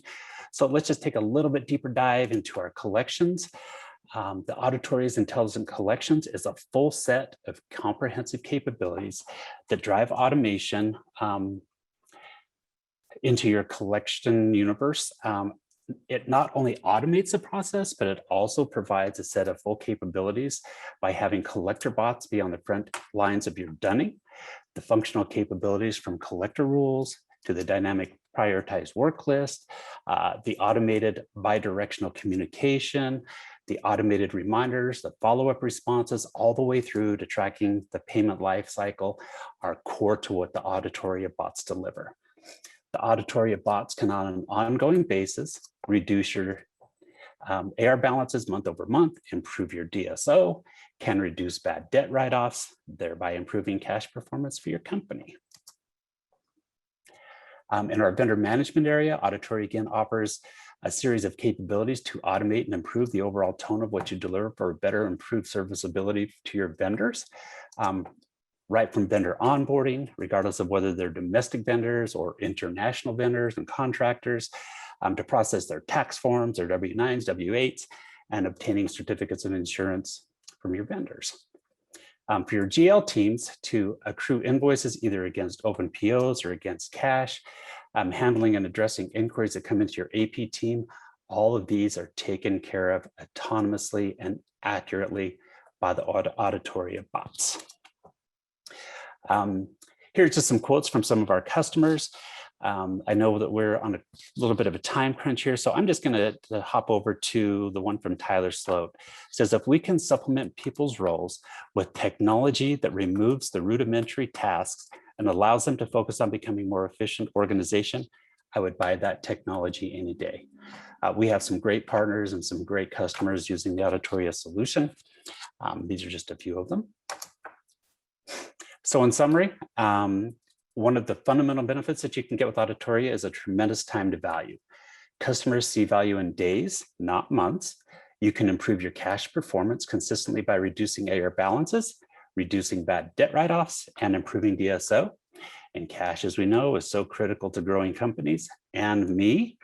The notion of accelerating your transformation objectives, your finance transformation abilities by recovering hundreds of thousands of hours that otherwise is lost, is wasted on manual, repetitive, onerous work, and move into an environment, a platform where people don't feel the burden that they've got to continuously follow up vendors and customers and being mired in spreadsheets and getting more productive work done. The Auditoria technology is born in the cloud. It empowers business users in such manner that IT requirements are minimal once the initial setup is completed. And the first cognitive automation application that has been certified for industry-leading ERPs. Hey, we're thrilled to be on the forefront, not just of the innovation, but driving key business value to clients. We also open up a direct line to you, to our executive team, to be on the front lines of supporting you in your automation journey and really bringing reality to the concept of a zero-touch finance back office. Thank you so much for your time today. Here is my information. If you have any questions or would like to see a demonstration, please reach out to me. Happy to help. All right, Terry, as the dog shows up in the background. Oh, of course. You touched on a couple of things there. Number one, this is a tool for scaling organizations, and number two, the access to your executives. And we're about to experience that right now. Rohit Gupta is one of our panelists for our keynote, and he is the CEO of Auditoria.AI. So, Terry, thank you for your participation today. We're going to switch gears and go into our next session. All right, so it's time to welcome our keynote panelists to the virtual stage. I'm going to stop my screen share here, and I'm going to start my video. And I'm going to invite my fellow panelists to do the same. We've got on board Mr. Robert Weiner from Starbucks Inc., representing the NetSuite users. You may recognize Bob from coming on before, giving a great presentation in the early days of COVID about being able to pivot and take advantage of some of the remote work. Another session we'll be talking about later today with Paige and Ted Parker. So stick around for that.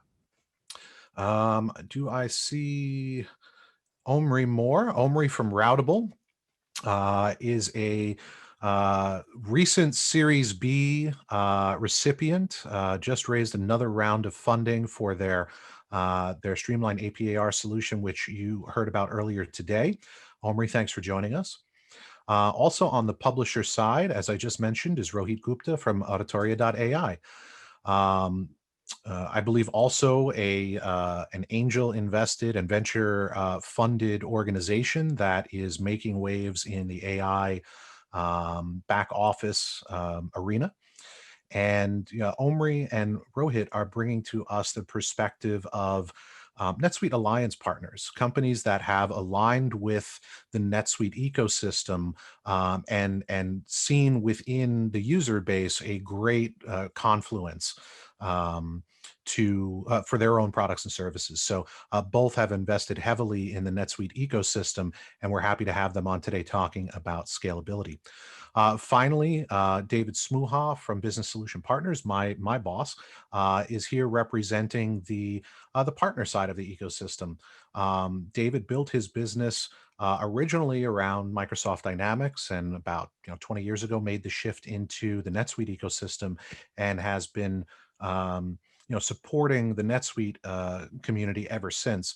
So David is going to bring sort of the partner perspective, not just in the scalability of his own business, but also a lot of the clients that he works with. So I am going to throw it over to Robert to introduce himself and tell us a little bit about his organization. And we're going to do the same for each of our panelists today. So Robert, why don't you take the swing first and tell us a little bit about yourself and about Starbucks.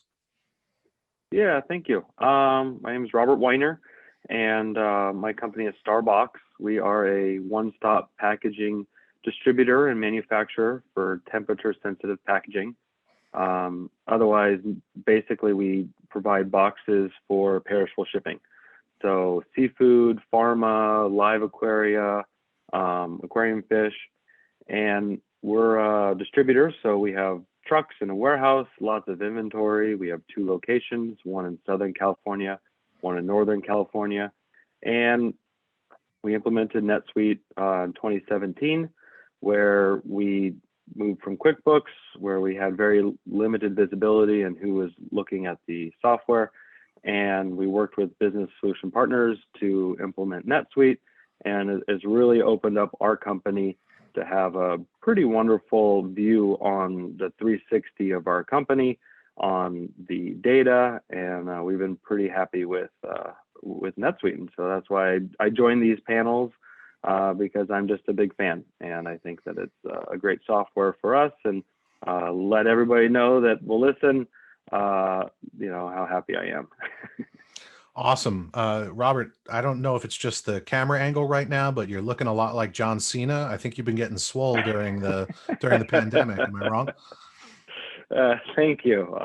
Yeah, it's been, I got a little extra time. I actually have 2 little kids now. I get one on this arm, one on this arm, and there you go.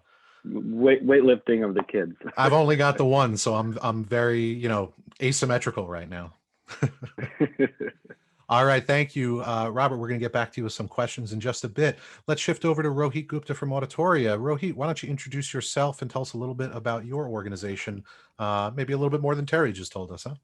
There we go. I think Terry, did a great job there. Thanks again, Craig, for having me on your panel this morning, and I appreciate the opportunity to spend a few minutes with you all here at this session. As Craig mentioned, my name is Rohit Gupta. I'm one of the founders and the CEO of Auditoria. We are a SaaS provider that is specifically focused on bringing artificial intelligence and what we call cognitive automation to the ERP finance world. And that's all we do. I mean, we work with back office teams, with corporate finance teams, much like you all out in this session in this user group today. And our job is frankly to use our, to help companies that use our software to make them more efficient and competitive by accelerating critical finance processes, by increasing business visibility, using the AI and machine learning as it's applied to day-to-day business processes, whether it's in the receivables world or the payables world, or FP&A, tax, treasury, so on and so forth. By automating several of these key functions, Auditoria strives to improve the lives of finance and accounting professionals by leveraging this technology, right? We help in automating the routine, the repetitive, and the laborious parts of the finance function. Just think of the back and forth that you all have to deal with when you engage with vendors and payers and the follow-ups. And it just frees finance teams up to perform higher level business functions. So again, we're thrilled to have the opportunity to share a little bit about Auditoria. We're glad to be a partner here with BSP and looking forward to this and further sessions down the line. Thank you again for having me. Awesome. Thank you, Rohit. We're going to lobby some questions in your direction. But, first I'd like to say really awesome that you're doing some fintech stuff. But please call me when you have some AI that's doing design work and writing copy so that you can make my job easier. It seems like we're always trying to make the finance guys' jobs easier, but come on, I need a lifeline here. All right. There we go. We'll do it. All right.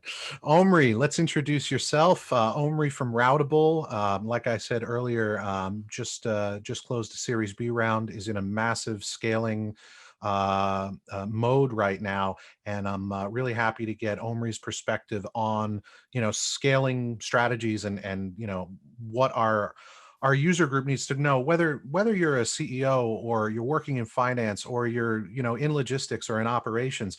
We all kind of need to know what to identify in scaling organizations and what to look for and how to help our organizations scale. So Omri, why don't you give us a little perspective on yourself and the team over at Routable? Sure thing. Thank you, Craig. First of all, I am in the weeds when it comes to scaling right now. We are attempting to hire 100 employees between now and the end of November.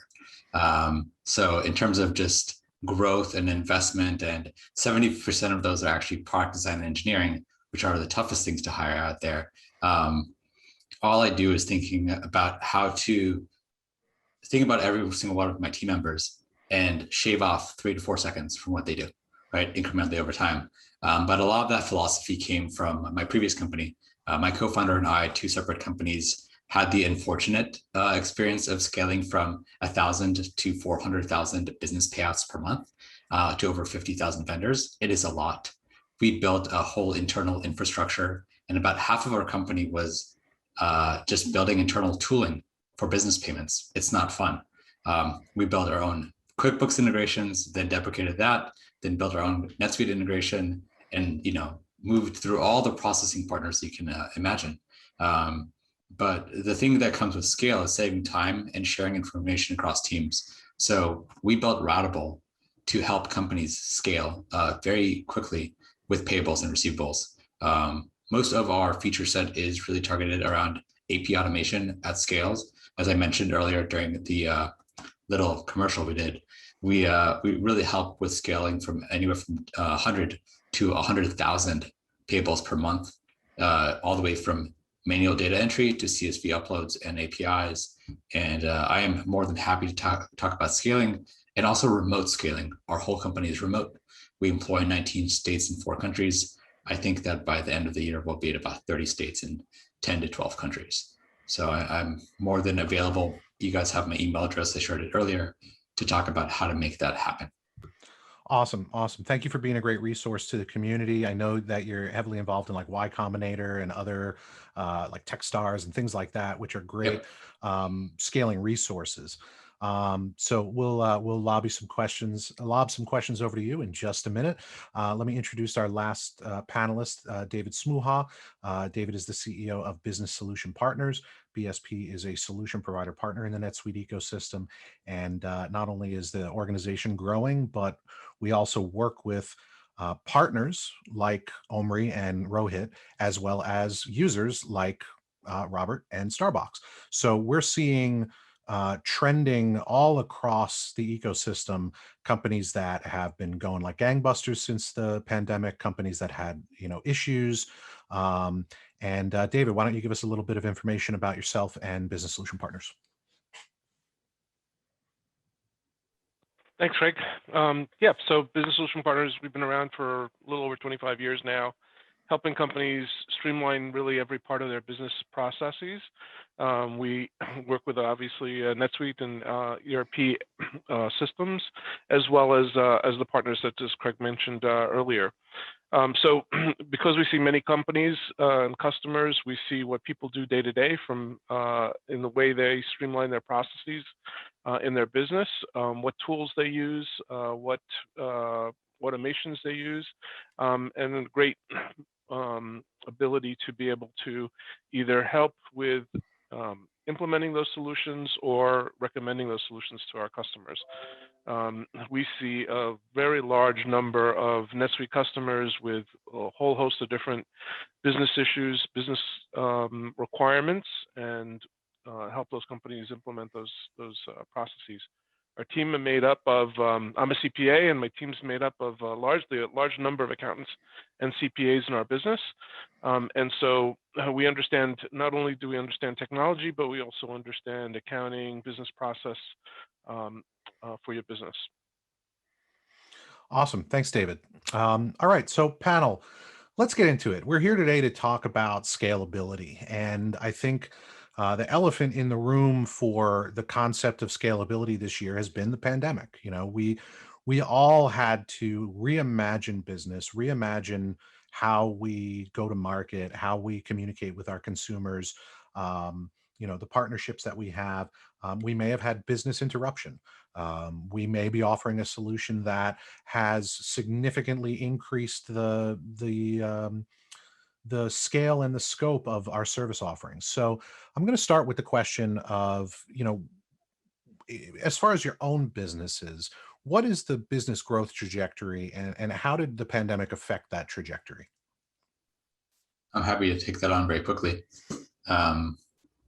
And I remember we were having our best year, January, February.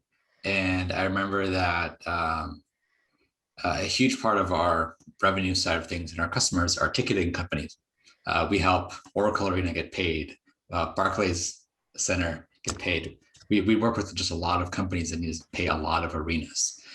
For some reason, our solution works for that.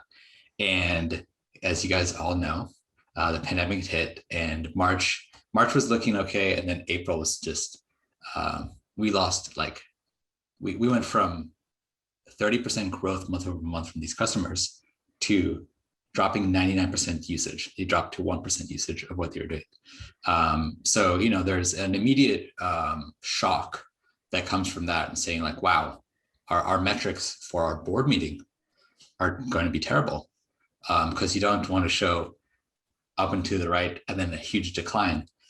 We had a hard board meeting at the end of Q1 2020.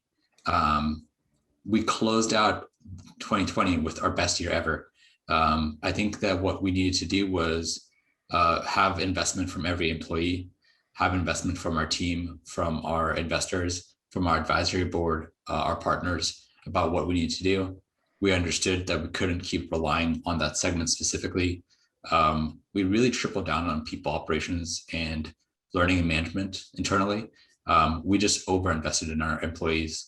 I'm doing something silly right now, like partnering with Warby Parker to buy blue light glasses for every one of our employees, because we all stare at computers all the time.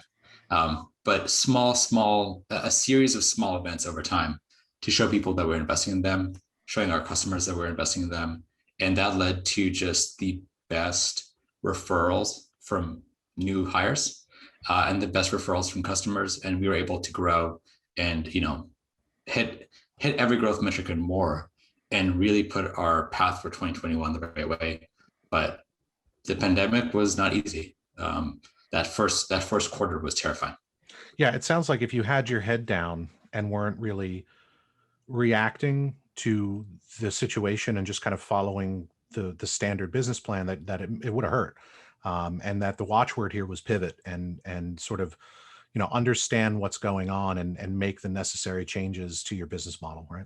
Well, and one more thing to comment here is that I think that in 2020, it was a defining moment for any business to say, do your employees want to stay there, right? We had, police brutality, we had riots, we had a lot of hate crime happening, we had fires displacing our employees, we had hurricane in Midwest, America taking out people. Like there were things happening overseas. We employed in 4 countries. What we learned very quickly was that if we weren't going to be the most empathetic employer, we were not going to be able to retain folks. And we saw a lot of talented people come on the market that were being underappreciated and that were being fired for no reason. The reasons was COVID has hit and the business was suffering, but they weren't being given layoff packages that were appropriate. They were not giving really notice and stuff like that. And we took that as an approach to overinvest in every part of the employee experience at Routable, which has allowed us to keep growing at a rapid clip now. And it is a critical part of everything that we do moving forward. Robert, I'm interested in your perspective here. Shipping and logistics has been there's been major interruptions in shipping and logistics, and food, which is one of your big categories, for perishable goods being shipped. How was your trajectory, prior to the events of COVID, and then what did the effect that it had on you? Yeah, thank you. So for us, we do a lot of food packaging and a lot of seafood. And seafood for the last 30 years has been flat.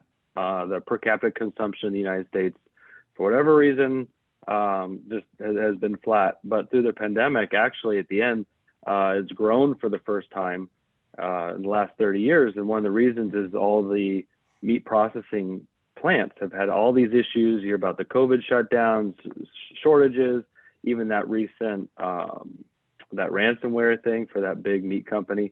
And so seafood's kind of funny in that it's kind of COVID immune in the sense that you get on a little boat, you go and catch your fish, you come back and, you got your food. But what was really interesting during the pandemic, especially at the beginning when everything was shutting down, is the lack of ability for food producers to get food to market.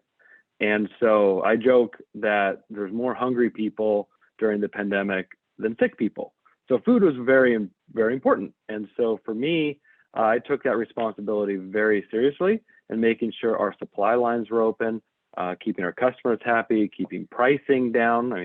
Now it's crazy, but at the beginning, we did a really good job of being a good, consistent supplier for our customers. And so doing that, there was a change in the market. We do a lot of wholesale packaging and we do direct to consumer. And so as that shift, that was pretty scary in March, April, where all the restaurants shut down and our customers, they're selling wholesale. They're like, yeah, we don't have any shipments, so we don't need to buy any boxes. But pretty quickly, a lot of the restaurants and markets started changing.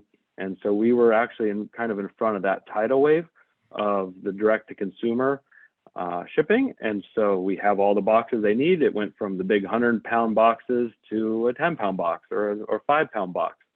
And so we fortunately had the right product mix to help the customers that were selling only wholesale to the more direct to consumer model. And through the end of this pandemic, it's been a huge boost for us. We've been very fortunate to get out of it very strong, but also helping our customers understand what it takes to ship perishable. Because a lot of people come to me and said, hey, I got this program, I got this product. I'd like to do a nationwide shipping program this weekend. How does that sound?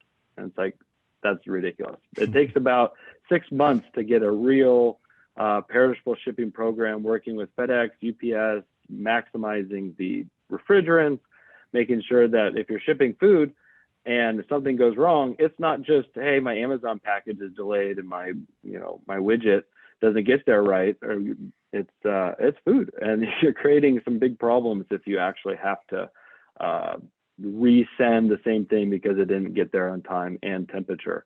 And so, like I said, we're fortunate to have those products as a one-stop shop, and it's been a lot of teaching as well. A lot of these customers that come to us and say, "Hey, how do I ship this?" And okay, well, let's kind of run through the program. But it's been good. Like I said, we really take that responsibility seriously, and it's been an interesting ride for sure. Awesome. Thank you. One of the things that I think keeps coming up is plan versus actual. Well, that's what we're talking about a lot here. Like before the pandemic hit, we all had plans for growth and plans for scalability. And one of the things that I'm experiencing working in the NetSuite ecosystem is that companies that have NetSuite at the core are shifting easier. They're able to pivot in much easier ways. So I'm going to lob this question over to Rohit. At this stage in your company's evolution, what role does long-term and short-term planning have? And would you describe your planning as tactical or aspirational? And in that, I mean, do your planning sessions produce actionable strategy, or are they more of an outline for your operational and fiscal decision-making? Yeah, no, it's a good question, Craig. I mean, from our vantage point, look, I mean, we've as a leadership team here at Auditoria, we've sort of taken the approach that, and this is sort of pre-pandemic, that it's frankly too hard and our business is too agile, or the industries that we serve, essentially the rate of dynamics or the rate of change in them is intense. And it wouldn't make sense for us to sort of plan anything beyond 6 months at a stretch. And so the ability to essentially pivot and update assumptions and make changes and dynamically readjust things, if you will, is an ongoing exercise. We're fortunate as well to be a company that was by definition distributed even before the pandemic. So as I was hearing, the other panelists sort of give their perspectives, on the prior question, what that essentially, the fact that we were distributed and the fact that we essentially had probably a different sense of, fixed costs and things of that nature, essentially also helped us, if you will, be a little bit more nimble and agile in our planning efforts. The other dimension on this is this notion, if you will, of leveraging, I mean, if I were to use a metaphor, right, drinking your own champagne, I guess. So we use predictive insights to essentially assess, what and how our customers and, essentially the industries we service, essentially, what kind of macroeconomic, conditions they're experiencing, and what does that mean in terms of our business performance in certain areas, things of that nature. And we do that using Auditoria's own technology. And so that essentially allows us at any given point of time to assess, in addition to the historical data that's obviously in our ERP, what and how these changes essentially should impact budgeting decisions, planning decisions, so on and so forth. Now, of course, from a reporting perspective, I'd say that we're probably a little bit more traditional, akin to a SaaS technology provider, as you can probably imagine. But that being said, for us, planning is a 6-month cycle. It's intended to be the right mix of strategic and tactical, but at the same point of time, we intentionally can't have it too large or too long, just because of the fact that our business is changing and the dynamics of and the fundamental assumptions of the business change, which is sort of what drives essentially investment decisions, so on and so forth. One example of that being essentially extending to international markets, which actually took place in the pandemic for us, which was not something that was planned at the outset of the pandemic or the front half of 2020. But here we are in early 2021 with Auditoria presence overseas. I mean, we're present in multiple countries, but we are now supporting clients in Europe and things of that nature as well. So anyways, that's a little bit of perspective, if you will, from my end. Thank you. Shifting gears, I think we've all kind of acknowledged the role that ERP and technology plays in terms of scalability. In business, we often talk about people, process, and product, right? And the right combination of those three. I don't know if anybody's a Marcus Lemonis fan out here, but that's kind of his watchword, right? People, process, and product are the three pillars that we stand on. And I'm going to argue that technology really bridges the gap between all three. that without the right technologies in place, your people are floundering, your processes are bad, and your product suffers because it can't go to market in the right way and get the support that it needs from your organization. So I'm going to bring David on as one of the technology experts on our panel today. David, can you talk a little bit about technology's place in scalability? How does technology and the right systems help scale, grow, and adapt? Thank you, Craig. Yeah, technology plays a very big role in some of those areas. So what we see and what we saw even as a business is that we were very reliant on SaaS-based applications, fortunately, when we got into the pandemic, and that technology really has been always and allowed us to continue to be a cohesive organization. So we use a lot of different products that are available in the marketplace to keep the people together and connected. So we're using products like Zoom and Teams to communicate, using products to like SharePoint and Google Docs to be able to share information, make presentations to customers over Zoom. So that technology really was important to us. Our organization is today in 3 countries, soon to be 4, probably scattered throughout the U.S., scattered in like some of the others here, scattered in several states throughout the U.S. So technology was really critical to keep the organization running and smooth going. So, and we see with our clients is they're using the technology as well in the ways they communicate with their customers, whether it might be some of the technologies I just mentioned, or of course using NetSuite in a better way, automating processes in their businesses to eliminate the process for dunning customers, or eliminate the process of getting reporting or information to their salespeople and their sales reps, and for everybody to work off of a single platform with the same consistent information is very critical. One of the things, and probably one of the reasons why I joined NetSuite as a partner 20 some odd years ago, is because it was a single platform that allowed you to have complete interaction with with all components of your business, from sales to accounting, and all the pieces in between, operations, of course. And so it works off of a common database of consistent set of information.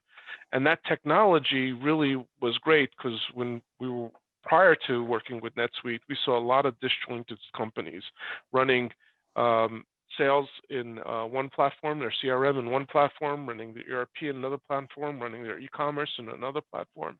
And that data was never consistent. The salespeople would come in with their reports and they'd say, this is our numbers, and the accounting people come in, these are our numbers, and nobody ever agreed on what was there. So the technology and the single database and the integration to all these solutions that we have today that really provide one set of common goals and objectives really help companies keep the organization together and focused on the longer term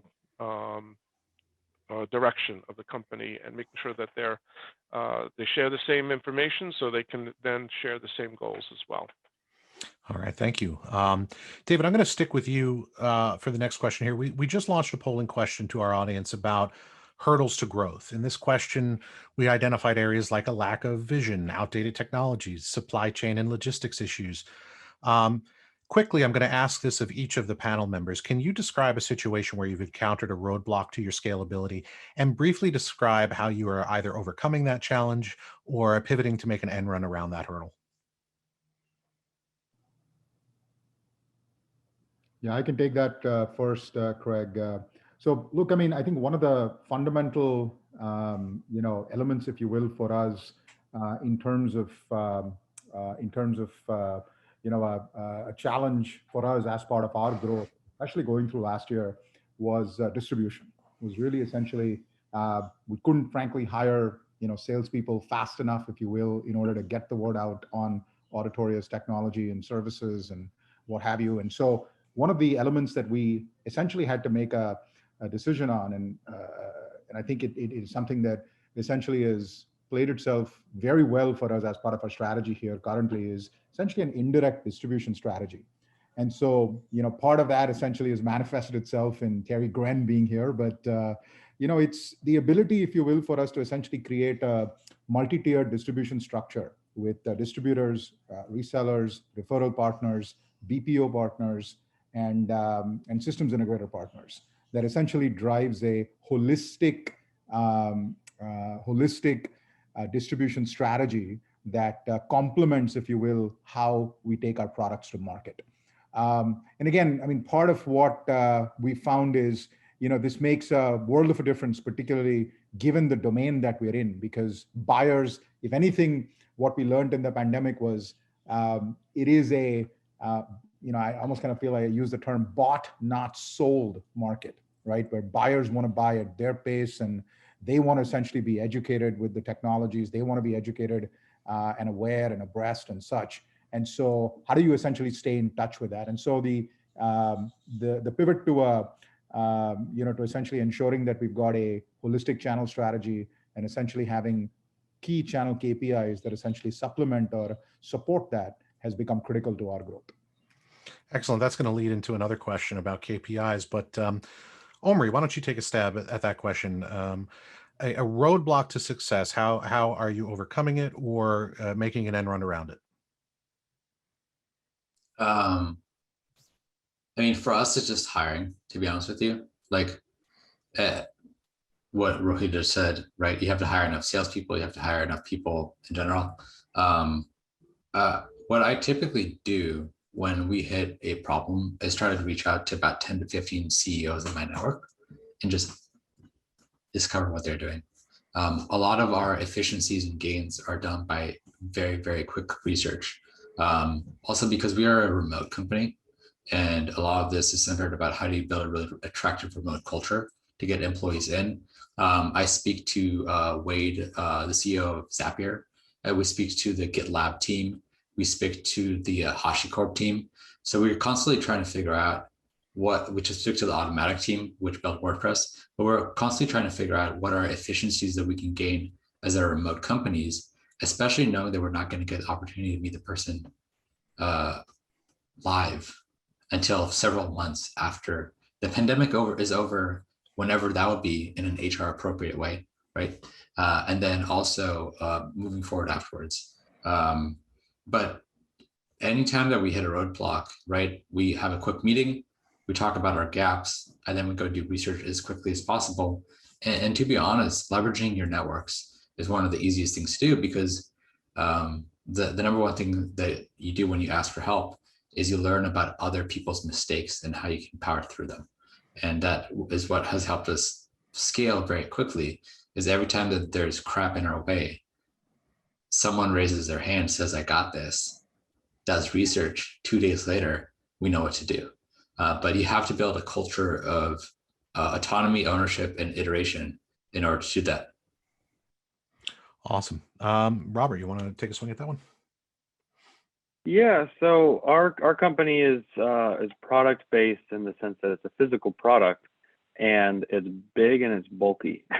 And so with the supply chain shortages, we have had some interesting issues where lead times to make boxes or different products would go from 4 to 6 days to 4 to 6 weeks, and pricing is going crazy, and that's all well documented. And so our kind of a strategic advantage of having NetSuite, having the availability of seeing the data, the purchasing data, the usage, is that we can kind of stock up. And as a smaller company, a little bit more nimble than some of our big competitors, is that we go and we can pre-buy, we can make additional orders, we can kind of do what we need to do to make sure that the supply chains are open. And a lot of our competitors, what we're seeing is they have big stock outs. They don't know what their costs are. They don't know what their pricing is. They're kind of running around just making some pretty bonehead decisions. And it's been, like I said, a big advantage for us having that visibility with our purchasing, with their warehouse, through NetSuite and through having this technology to go and, like I said, we can pre-buy, we can place orders, we have work in process. And so it's actually become a pretty good strategic advantage for us as we've been getting out of this pandemic, that we're well positioned to do a pretty good job for our customers, because that's obviously the biggest thing is you have to make sure your customers are happy, making sure that they get their stuff, because usually people think about the box last. That's the last thing that they call for. Like, oh, I got my this, I got my that, I got my artwork, everything. It's like, oh, what about the boxes? And when you tell them, oh, it's 4 to 6 weeks before they can get a printed box, and everybody in town also has a 4 to 6 week lead time, that not only freaks them out, but when you can come back and say, yeah, but I got this stock program, we can get you going right away. And then when your printed boxes are ready, then we'll be ready to go too. Not just makes them happy, but it really gets them going off the ground floor pretty quickly. And so that's been a pretty cool, program that has come out of this whole pandemic, that maybe we didn't plan it to be like that. We never expected these lead times to be so long, but it has definitely been pretty fortunate to be in this position where we're at right now. Absolutely. Taking advantage of the competition's inability to meet the needs of the customer is always a competitive advantage, right? David, I'll swing back to you for this final question or final answer to this question about roadblock that you've experienced and how you were able to rise to the challenge or make an end run around it. Unquestionably, I have to agree with Omri and Rohit. I think the people and the resources is really probably the biggest obstacle that we've been experiencing over the last few years. Just having the right people at the right time with the right skill sets, constantly trying to train and extend the team that you have, and find the right resources who can service customers with the right information has just really been one of the largest challenges that we've had up until now. And I think that's prevalent within a lot of our clients as well. We see a lot of our clients reaching out to us as they're growing, expanding, or maybe even losing people, asking us to supplement much of the work that they've been originally doing in their own organization. They're asking us to help with that and try to supplement their business. Great. So, I mean, we've only got a few minutes left with our awesome panel. I'm going to thank everybody again today for your participation. This has really been a great session. Before we close out, I want to focus in on each of your relationships with NetSuite, because this is a NetSuite user group, so we can't ignore that. And I'd like everybody to talk for a minute, pardon me, about your perspective on the NetSuite ecosystem. So Robert, you're a NetSuite customer. How is that aligned with, how have you aligned with NetSuite to help it achieve your goals? Omri and Rohit, you're both software publishers with fintech solutions. You've made NetSuite a primary alliance partner. Why did you choose to align with NetSuite, and what have been the results? And David, you've built your business around NetSuite as a solution provider. So what does a commitment to NetSuite represent to you? Why don't we start that question with Rohit? Absolutely. Look, NetSuite is the gold standard for enterprise resource planning in the medium enterprise. We're thrilled to be a NetSuite software publisher, software partner, and essentially continue to look to amplify our investment with NetSuite over the next several years. One of the things that has separated NetSuite from the pack, clearly they were one of the earliest movers into the cloud, but their commitment essentially to open APIs, to open interoperability, the ability to bring together this ecosystem of best of breed solutions that really essentially delivers holistic value to clients that not only consume NetSuite or essentially have NetSuite as the anchor of their financial universe, and then obviously supporting solutions like us around that, really sort of goes back to why we, have chosen to be, close to them and be a partner for them. The other element, if you will, of, what we find with NetSuite is, again, just this commitment to innovation, right? They're continuously pushing the envelope in extending into new areas and different dimensions, if you will, of the technology and the application stack. And that essentially is something that we can parlay or build upon as we add value to our mutual customers. Lastly, there is just this incredible open mode of communication and transparency around product roadmaps, around what's coming when and what to expect when and things of that nature, which for us as a software publisher is so important, right? You never want to be surprised. You never want to know that, hey, all of a sudden an API got deprecated, things of that nature. I was in an internal company meeting yesterday where they were talking about, the engineering team was talking about the latest update on the security side that NetSuite essentially had published. And these are just examples, but that level of transparency and communication that ensures that partners like us are never surprised is, again, just best in class. And so these are, again, some of the reasons why we believe that, NetSuite is, again, represents the gold standard for ERP in the medium enterprise. And for us is an absolute North Star for us in terms of our partnership strategies and how we take our solutions to market. Excellent. From the user perspective, Robert, why don't we hear a little bit about your relationship to NetSuite? Yeah, so what I love about NetSuite is that it's very customizable, obviously, and with a little bit of programming, not even a lot of programming, I can go and kind of tweak with a few things and get the right thing to the right person. And what that has done is it's allowed me to get the right data to the right people at the right place. And what I mean by that is you can really focus in on what is the information that that one person needs to do their job, to get all the data they need, and then without all the extra stuff. And so a good example of that is that we have a satellite warehouse in Northern California, and we run this whole operation paperless with just an iPad.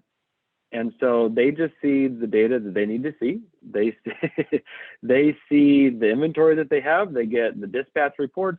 They get the bill ladings for signing on the iPad, not touchless because you're touching the screen, but you're not getting paper, and that's amazing. And so, and then to get another, if I get another warehouse, it's a couple clicks, and this other warehouse can pop up completely paperless with all the data that they need, and it just, that's incredible. And so what it does, it allows me to kind of step back from the decision making, and it empowers my employees to make their own decisions. And so I don't want to micromanage. I don't want to go and say, oh, well, my experience says this and this. I want them to make a decision with data, with conviction, and then basically if it's defendable and say, hey, I made this decision for this reason, then we can all buy in on it and we can move forward. We don't need to second guess people. People aren't making things up and just kind of willy-nilly making decisions. They have the data, they have the information, and we can move forward as a team to actually action on either the data that they have, the decision they have, and it's amazing. It's a really cool program that allows me to do that, allows my team to do that, and that's why I'm such a big fan. So pretty awesome. Like accountability to the data is accountability to each other, right? So as long as you're making decisions based on what the data is telling you, then you're making the right decision and you can defend it. And, if it doesn't end up great, well, at least you had a foundation for why you made that decision, and, shit happens, right? So. Yeah, and that's 100%. It's a really big thing, because if you're in leadership, if you're leading a team, you don't want to micromanage. You don't want to tell them what to do. You want them to make their decisions. But then as you move forward, you all have to be on the same page. And so I think Bezos and Amazon had a thing about you can disagree on the decision, but once the decision has been made, you commit. Everybody commits and you move forward. And you have a foundation on this decision. Here it is. Here's the data. If the data needs to change, if you need to update the metrics or whatever, different story. But you're not going to get mad. There's no time for that. And so you just kind of move forward, and things move fast these days. So You can't spend too much time on that. Awesome. So technically we've got to move on to our next session, but as the host, I'm going to take a liberty here and I'm going to bring Omri back into the conversation to close us out. Omri, give us just a little bit of insight as to why you chose NetSuite as a primary alliance partner and what you're finding in the NetSuite ecosystem here. Yeah, so Robert and Rohit really hit on a lot of points. One of the things that I want to talk about is being able to support a customer through its life cycle. We had a customer that grew by 3,000% in the past 12 months. It's a lot. And when you grow by 3,000%, you hire new finance folks, you bring operations, you have new customizations, you have new data requirements. NetSuite is, to my knowledge, the only platform that can take someone from a high growth SMB to a solid mid-market into the enterprise. And if you think about it, every day we invest in optimizing how people pay and receive money and how data is shared with finance teams, operations teams, treasury teams, and security teams. We wanted to work with the best in class, as Rohit said, but we also wanted to work with someone, as Robert describing, that makes the data accessible as your needs shift. NetSuite owns that, and they own that in the market, right? They allow, and David, and you know this as well, they allow a company to come in with a limited set of definitions and to expand as its business requires it over time. Outside of that, we have a great relationship with them. I actually did 2 technical calls with their team trying to break our app. On Monday, we had a call with their marketing team. Last week, we're talking to their events team next week. So they're very responsive. I think that there's a shared investment between what we want to do in terms of reducing crap per payment. I talk about that a lot, but about being really efficient and giving folks in finance, operations, engineering, et cetera, time back into their day. That's our responsibility. But in terms of having a flexible and scalable source of truth, NetSuite is that for us. And that's why we invest so much in not only our integration, but the relationship that we have with their teams. Awesome.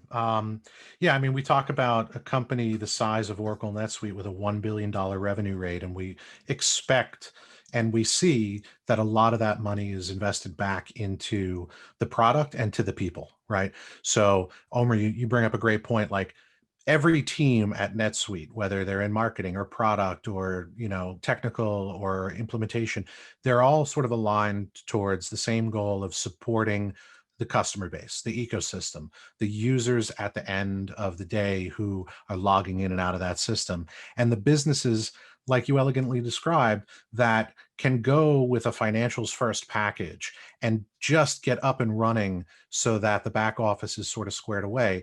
But as their needs grow through logistics, through partnerships, through a one world automation where now you're a global organization doing business on 3 different continents, NetSuite is there for that entire life cycle. That's an awesome point. Thank you so much for making that. All right. I would love to keep talking to you guys forever. And maybe we'll take this offline and continue the conversation because this has been excellent. But it is time for us to move on now. So I want to give a rousing, silent virtual round of applause. I'll be the only one clapping to our expert team of panelists today, CEOs from around the NetSuite ecosystem, Rohit, Omri, Robert, and David. Thank you all for being with us. And we really appreciate you coming on board and working with us today. Thank you very much. All right, I'm going to start my screen share up again. And before we move on, it's time for a stretch. We've been here a long time. How's everybody feeling? All right, let's raise our hands. Let's stand up. Let's move around a little bit. Let's stretch our neck. Do a little self-care right now. Really good to not just sit in front of the computer all day. So I'm going to take a minute here to encourage you to move around, do some stretching, take a break. Up next, we have Carole from Nolan Business Solutions coming back around to talk to us a little bit more about Nolan and give us some context on the earlier presentation that they made. Carole, you with us? I am. Excellent. I think everybody's got their stretching going on. Good. So You can keep stretching while I'm talking. there you go. So I'm going to stop my screen share and give you control, and they can keep stretching while they're listening to your portion of the presentation today. Exactly. All right. Can you confirm you're seeing my slide? I am.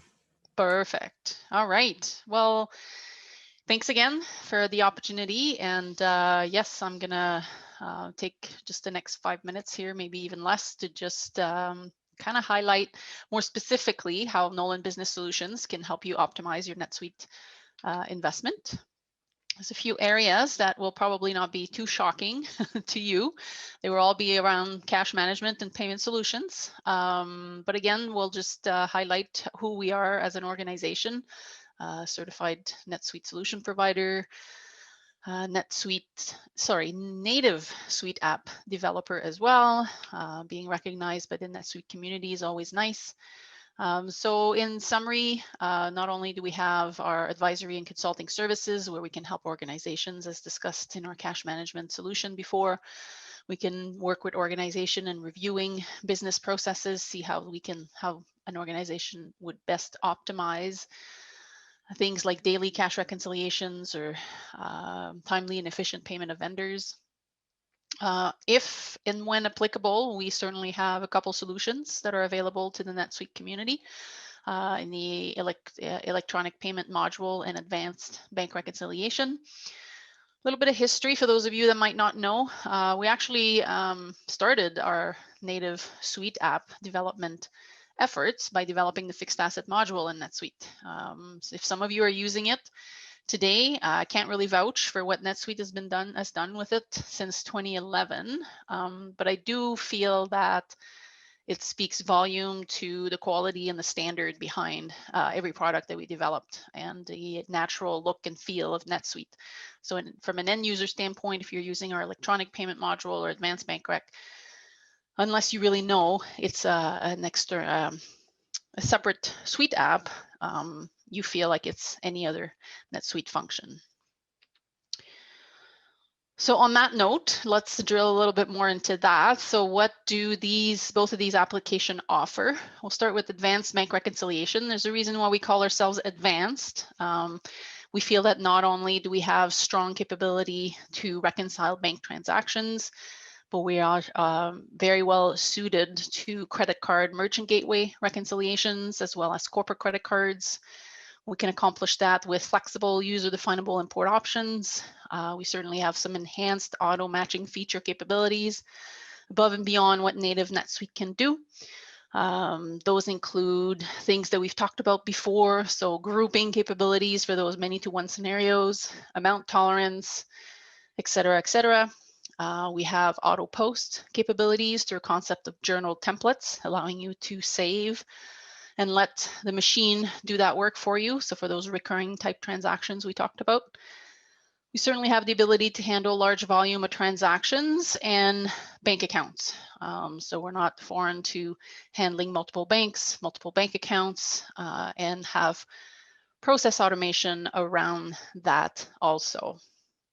Our unique way of tracking the reconciliation process through the use of Match ID provide you with that enhanced audit trail capability and reporting capability that is often required when you're trying to address any of those audit questions around your reconciliation process. On the electronic payment side of things, obviously, primary use of that module is to help electronically pay vendor bills and employee expense reports, similarly to the native NetSuite module. It does keep you in full control and audit trail of your payment process inside of NetSuite. I'm talking here in comparison to some of these external payment processing applications. We support multiple payment methods, including checks and virtual cards. So that is there's oftentimes a very specific XML format required around those that we can support. Our team over the years has developed an unmatched expertise with international payments. once again, around those SEPA and XML formats. And if you're looking for some enhanced features or capabilities around controls, bill payment approval, vendor bank details approval, and also an automated process around email remittances, those were all built-in features that we have with our product. Ultimately, you are working with a highly experienced team of consultants. So whether the end result of a review or business process review lands into suggesting one of our products, our team of highly certified accounting and IT professionals will always kind of look at the best interest wherever possible, certainly leverage native functionality to accomplish your goals. And they can really bring to bear that that consulting experience that we all have and can share with you. So you're never, whether you're implementing one of our products or we're helping you with your NetSuite environment, we're there to stay. So if you need more information about the organization, you can visit our website. If you want to schedule a more detailed demo of either of these products, feel free to reach out to our sales team at the email address or number on the screen. Thank you again for the opportunity and your time today. Hope you have a good rest of your day. Thank you, Carole. All right, I'm going to wrestle back screen control from you. We're moving along here. I hope you are all seeing my agenda. We are now moving into our Mastering Fixed Assets in NetSuite session. And for that, I'm going to introduce from Business Solution Partners, our NetSuite functional consultant, Cherry Faye Casamiro. Very interesting that Carole just talked about the fixed asset module and that it was originally a Nolan product and then it was purchased by NetSuite, and that's what's deployed today. So Cherry's actually going to take us for a deep dive into midlife assets and discuss depreciation and how you handle that in NetSuite. So Cherry, I'm going to give it over to you, and I'm going to stop my screen share, and you can take control. Oh, we're watching. Yeah, sorry. Carole's sit-stand desk. Going down. Nice. Okay, let me share this screen. All right, Cherry, we're seeing your presentation. Thanks for joining us. All right, thank you. Hi, everybody. So my name is Cherry Casamiro, and I will be your resource for the next topic. I am a NetSuite functional consultant from Business Solution Partners. I have been doing consulting work for over 10 years now. And for 5 years, I was with NetSuite doing consulting and training. Okay, let's start. So for today's discussion, I will be showing, okay, the pop-up is here again. Okay. For today, I will be showing and discussing with you how to add midlife assets here in NetSuite. And this will include reviewing some system setups. And I will be showing to you the templates that I will be using, as well as show you the corresponding upload mapping as we upload those templates. When adding midlife assets in NetSuite, we do 2 uploads. Okay, first upload is for the asset record, and the second upload is for the assets depreciation data. Take note, when uploading midlife assets, we are creating the asset records, but not the GL impact. So that means we have to make sure the assets uploaded must be reconciled to the balances in our accounting books. And as we all know, when doing CSV uploads, we have to make sure when we are uploading information in drop-down fields in NetSuite, those data should already be existing in the system. One of these would be the asset type information. So let me now go into NetSuite as we go through this process. So I'm showing my NetSuite screen. So let's discuss, or let's go through this process here in NetSuite. Let me expand a bit. There we go. So as I mentioned earlier, one of the system checks that we are doing when we're uploading midlife assets is we are checking the asset type record. Asset type asset type is basically like your asset grouping that you do when you're managing your fixed assets. So in NetSuite, we call them the asset type. So let me go into NetSuite. Here is my NetSuite, and how will I look into my asset type records? So I go to fixed assets, setup, asset types. So I have to make sure that the asset type of the asset I am uploading is existing. So my midlife asset is grouped under furniture and fixture. So in my asset type list, I can see furniture and fixtures. So let me click view over here so I can take a look at this furniture and fixture asset type record. Here we go. So this is the asset type record in NetSuite.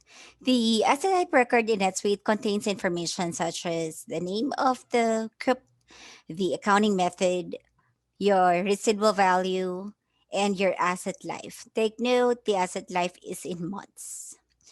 There are other informations too, like the accounts for this asset type and other configurations as well.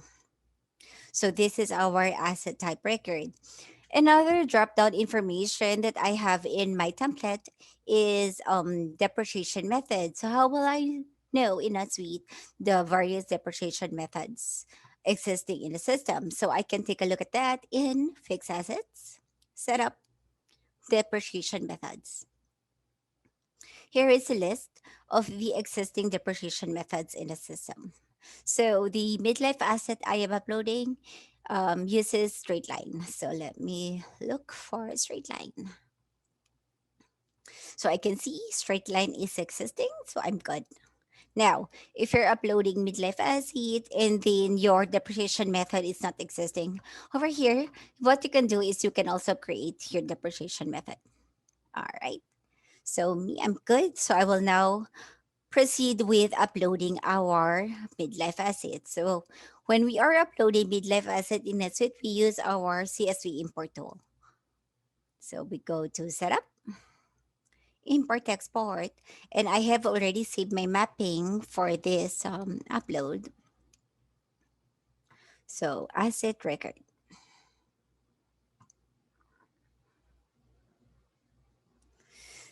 So when we are uploading the asset record, the import type is custom records. Record type is FAM asset. We leave character encoding and CSV column delimiter. Then we attach our template. So we can take a quick look at my template. So this is our template. As we all know, when we are uploading CSV, the CSV template first row will be the header, and then second row would be our asset data. I would like to call your attention to some information like here I have department, class, and location. The segment information, we recommend to include segment information during the upload. If it's already ready, then include your segment information during your upload. In NetSuite, capturing the segment information in a fixed asset record can be done in two ways. One is through this way, CSV upload, and the other one is through the fixed asset transfer process or transfer transaction. I would also like to call to your attention here my subsidiary information is internal ID. Okay, so we're good. Let us go back to our NetSuite and I will click next. Second step, import options. So my data handling should be add. And then for my advanced options, expand. Your run server suite script and trigger workflows should be checked. Okay, and then click next. So this is my field, this is my mapping. On the left side are all the columns and fields from my template. On the right side are the corresponding NetSuite fields. So on the middle is the mapping. So how do we do a mapping? For example, right now you can see everything is checked. So everything here from my template has already been mapped. So let's say I want to do external ID mapping. So how do I do that? Let me check, delete this first. So what I do is on the right side, you can see on my NetSuite fields, everything is ordered listed alphabetically. So I look for external ID. So you can see here, external ID. So what I do is highlight where I want to insert my mapping, click external ID, and it will be here. Highlight again. On the left side, I will get the external ID from my template. So you can see here that the external ID from my template is mapped to the external ID in my NetSuite fixed asset record. I would like to call to your attention to subsidiary information. So you notice the subsidiary column is mapped to subsidiary field in NetSuite. What I do is, since I'm using internal ID, I will click this pencil icon. And then here on my reference type, I will choose internal ID. All right. So my mapping is good. And I will now click next. Here, you can give your mapping a short name and a brief description, and you can save your mapping. Save and run. You will get a confirmation, and then you can click this link. You are now directed to your status page. Okay, click refresh. And let's wait the process. So you can see now one of one records imported successfully. So we have successfully created and uploaded our midlife asset. So how do we view that? Go to setup. Go to fixed assets, lists assets. And I will I can filter my list, furniture and fixtures. So this is the midlife asset I have just uploaded. So I can view the record.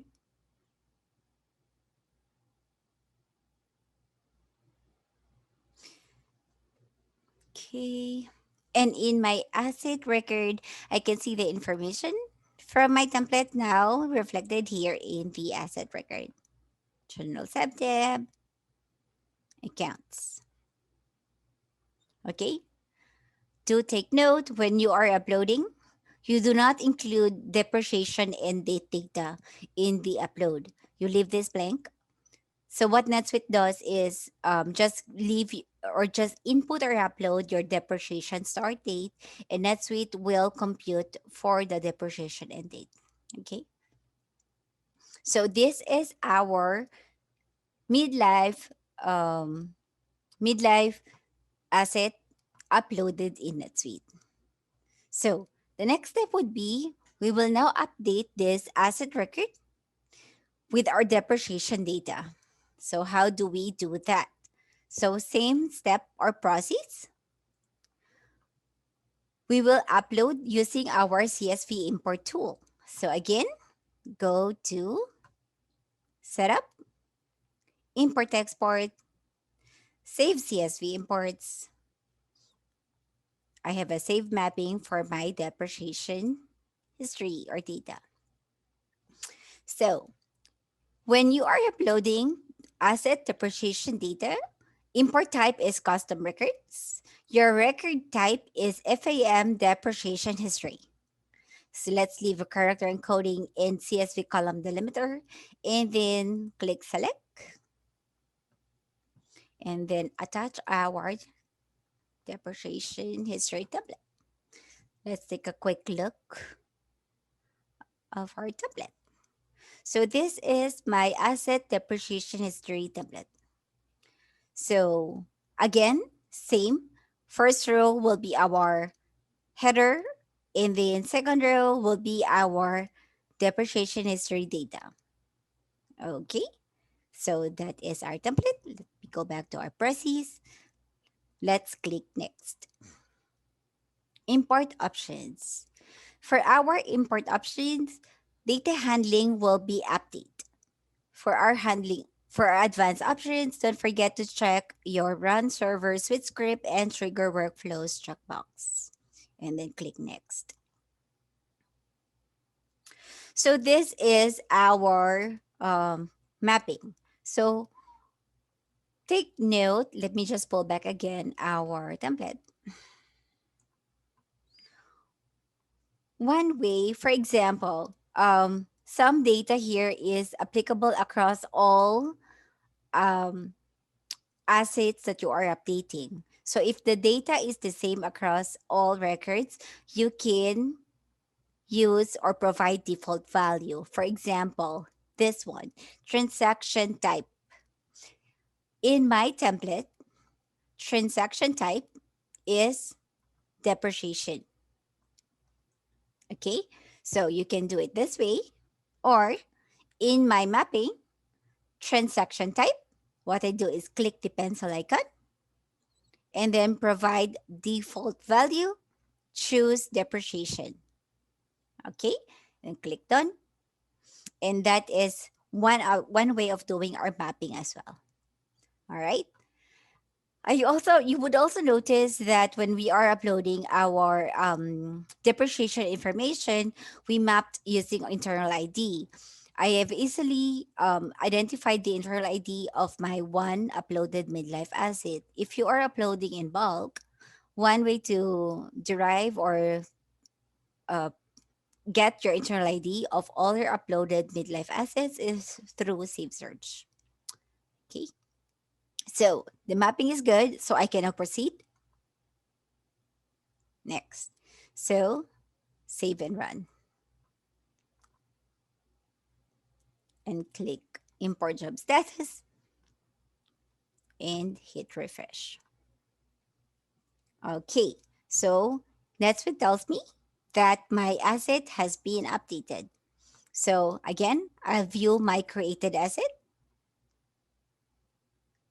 Go to fixed assets, list, assets. This is my uploaded midlife asset, view.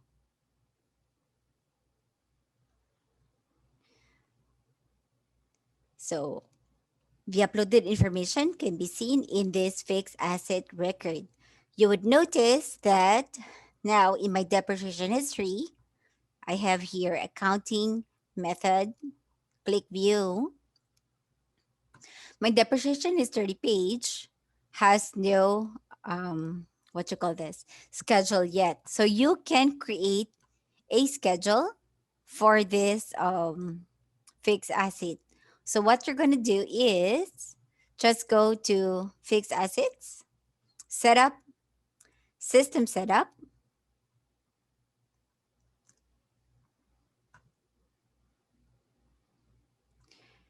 Here on your setup page, you will see there a button called pre-compute depreciation values. So just click pre-compute depreciation values. And once you do that, you will be directed to the process status page. Okay. So NetSuite will create your depreciation schedule. While NetSuite is doing that, I can view an existing asset with a depreciation schedule. Let me go to this asset depreciation schedule. So you will see NetSuite will create or update your depreciation history record with schedules like this one. Take note, this is just a schedule. So the posting reference column will be updated as you create your depreciation, as you post depreciation for this asset. Sample would be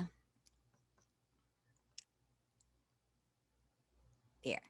I would just like to call your attention, if you notice on the acquisition line, there is no posting reference. As I mentioned earlier, when you're uploading Midlife Asset, we are not creating any GL impact already. So that's it. So this is how we upload midlife or already depreciating assets. Okay. Now, before I end, there are just two other features in NetSuite that I would like to briefly show you. So when you are, let's say you have uploaded assets or you have some assets created in the system and for some reason you want to delete them, for as long as there is no posting reference, you can delete them. Or if there are posting references, then just delete the posting references so that you can delete the asset. You can delete the assets by going to Fix Assets, Setup, Delete Assets. This is a fairly new feature. So it's now easier to delete assets in NetSuite. So you can delete one by one by filling in the asset name over here, or use the CSV template.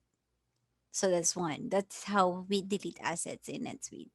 Number two, I would also like to just briefly show you how we run reports in NetSuite. So you can run reports by going to Fix Assets, Reports, Generate Report. And you will be directed to this Fix Assets report page.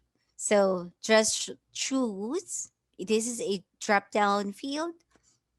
Just choose a particular report type you want to create, fill in your parameters, and then click generate. Okay. And that is how we generate reports here in NetSuite. And that's it. That is my discussion for on how we create, or should I say how we upload midlife assets in NetSuite, as well as how we are able to delete assets and run reports. That's all. Thank you.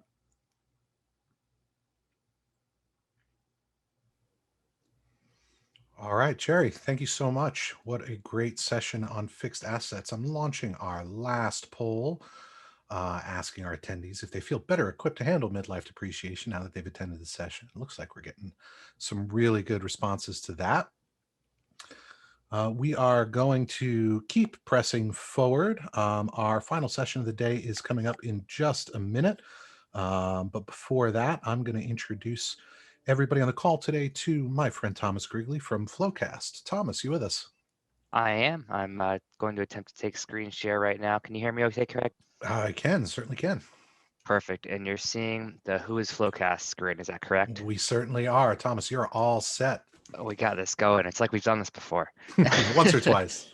How's it going, guys? I got 5 minutes here, so I'll speak a little quickly. My name is Thomas, and I'm a Senior Technology Alliance Manager at Flowcast, who specializes in helping NetSuite teams evaluate our accounting workflow automation software to help them pretty much determine if we can help shorten the month-end close and audit for them. So a little bit about Flowcast. I think a lot of you are familiar, but to date, we have over 1,300 customers and have the highest customer satisfaction ratings of all finance software on G2 Crowd, which really speaks to the power and usability of our product. You know, what also speaks to this is as NetSuite's SDM Partner of the Year in 2020, Flowcast's accounting workflow automation software has really proven itself as the best place to centralize all workflow for the office of the CFO. Now, by centralizing workflows for the office of the CFO, the main deliverables Flowcast provides are a faster, more accurate month-end close. We're helping mitigate audit fee increases. We're helping teams scale the accounting team efficiently to do more with less, and we're really enabling remote work. Now, let's talk about how we do this. A general theme you're seeing displayed in front of you is we're connecting disparate systems and providing an interactive workflow tool specifically designed for the accounting and finance function to help department heads, create a more structured, repeatable process. Let's go a layer deeper. Flowcast software has a few main portions of the application. You're all probably familiar, most are probably familiar with Flowcast's reconciliation capabilities. Many of you know we help automate trial balance tie-outs because our integration with Excel and NetSuite creates a dynamic link between reconciliations and NetSuite that notifies the team if accounts have material variances or go out of balance, because of an adjusting journal entry or change to Excel. Most people are also aware of how we extend the functionality of NetSuite's bank rec module to all accounts, right? So this could be intercompany clearing, credit cards, any two disparate data sets of transaction data. Flowcast can help automate the reconciling of those transactions. It also allows many-to-many matches and many-to-one matches. So if that sounds interesting, that's a capability of that module. And lastly, you might be aware of our amortization module that helps the tracking of prepaids and creation of that journal entry as well. But what I want to dig deeper into today is our workflow capabilities. A major reason Flowcast clients consider it a command center for the month-end close is because we upgrade NetSuite's period close checklist, Excel checklists, email chains, sticky notes, and status update meetings, and bring task management into the cloud to create an interactive workflow tool. And this workflow tool is so effective that our clients are using it not only to track month-end close tasks, but they're using it to track tasks around the internal audit, SOX compliance, FP&A, tax, reporting, even payroll. All the tasks that are happening in the office of the CFO have essentially been bundled into Flowcast because our tracking capabilities are so good. Now, I'm highlighting workflows because they've been a major part of our product team's focus. And I'd like to spend the rest of my time introducing you to our newest workflow release called Flowcast Remind. Our new Remind module automates the request and the receipt of documentation from internal and external parties. It's a good way to summarize it. I'm excited about this module because it was created entirely from client feedback and actually developed by accountants who lived the problem. Quite literally, our product managers that built this are actually former accountants and became developers. Now, many of our clients are the type of people that look for continuous improvement. And after we'd help them shorten the close by about 30% is what our average client is shortening the close by with our core functionality. During our QBRs, we'd focus on, what's next. And the reality is many got to a point where they couldn't get the close any shorter because they were waiting on information from other departments or outside parties or vendors. And Remind helps solve this problem. So that's why we're really excited about it.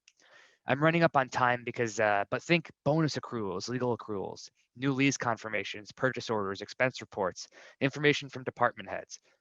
Flowcast Remind gives accounting teams a mechanism to automate a sequence of emails or requests to eliminate the manual effort involved in gathering data the accounting and finance department needs to perform their work. You'll then have that personalized dashboard so you can quickly see and gather the documents and identify which requests are late, if there are recurring late requests from the same people, things of that nature. And to wrap things up, this is a major part of what Flowcast does. We provide the office of the CFO a better, smarter way to perform the most burdensome parts of their job. We layer in a little automation and give them actionable analytics so they can focus on more value-add activities. With this in mind, please reach out to me, thomas@flowcast.com, if you'd like to learn how Flowcast will work for your team, and we'll just see if we can help. But appreciate the time, Craig. I'll give it back to you. All right, Thomas, thanks so much. I am going to wrestle back screen control here. Well, everybody, we have made it to the final session of the day. Thank you all for sticking around, and thank you to Paige Parker for her patience in waiting it out with us. Today, we are going to be speaking with Paige Parker, one of the owners of Vibrant Health. I believe that Ted could not make it today. He sends his regards, but was unable to join us. So the purpose or the way that this session came about is really interesting. I was on the phone with Paige and Ted, and we were talking about some NetSuite issues they were having, and some wants and some needs around building out the system. And I just noticed this beautiful background. And, today it's like people are putting up these backgrounds, right? And, they're working in an office, they're working on the beach, but the background was moving. And I'm like, wait a minute, you're actually like in a tropical paradise. Now I know your organization is up in Connecticut. What's going on there? And, Paige and Ted told me that they had made a big, significant move during the COVID pandemic, and were working from someplace far away from their office. And I'm not going to spoil it. I'm going to let Paige come on board, and we're going to start the conversation about how Vibrant Health made the shift to remote during COVID and how NetSuite really helped facilitate that. So, Paige, how's it going? Are you with us? Hi, Craig. Hi, everybody. Yes, I'm with you, and I'm happy to be here to join and partake in this wonderful expo. But I am very sad that I am no longer in Bermuda with the ocean and the palm trees. So thank you for reminding me, because I will tell you, my heart aches every day to rest my eyes on that beautiful ocean and just, just the they call it Bermudaful. That's the term that folks have dubbed it, because it's just such a stunningly beautiful place to be in. And yes, because of NetSuite and because of our amazing team, when COVID hit and Connecticut was a shelter in place, we were able to pivot immediately, and I mean within days, to a remote model where I think, if I recall, I want to say it was a Thursday, Friday of that week in March, when the governor made the edict that we were going to shelter in place. And I think by Monday, we were ready. Business was ready to go. Yeah, we had some glitches with our phone system and some connectivity issues, but as far as operationally, we were ready to rock and roll. And so, I thank you guys for your support through the whole, COVID epidemic and the transition and all of the things that you did in the background to make sure that we were able to continue operating our business without fail. And, our team, I have a fantastic team here. Our NetSuite administrator, Paula Boglin, Sarah Pignatella, who's our office manager, really stepped up immediately and made sure that we had everything necessary to continue operating, a fully staffed and strong wholesale corporation. So yeah, it's been fantastic. Awesome, Paige. I'm going to ask you, and I want to show you where I'm sitting now, because it's not fun at all. But I'm in the corporate office back in Connecticut. Back in Connecticut, in front of the master whiteboard. The master whiteboard, exactly. All right. Well, I was going to ask you to turn on your video, but that reveal was perfect. So thank you for that. All right, let's give everybody a little bit of context. You gave us some really great overview of kind of what the situation was, but you are a wholesale distribution organization, right? So you've got front office, back office, and warehouse. Obviously, when there's physical labor to be done, like in the warehouse, you had to make some concessions on fully remote. And I know that you had a skeleton crew in-house at the warehouse. So obviously you and Ted went down to Bermuda. You were able to run operations and finance through your remote, dialing into a cloud SaaS product, using NetSuite at the core. Your other teams in marketing and sales and sort of the front office were able to, again, make that shift to remote and not necessarily have to make the commute into the office to get their job done. What did you guys do with the warehouse? How did that work out? Yeah, the warehouse remained open. They were considered essential workers. So they were fully operational. We had 7 individuals working full time.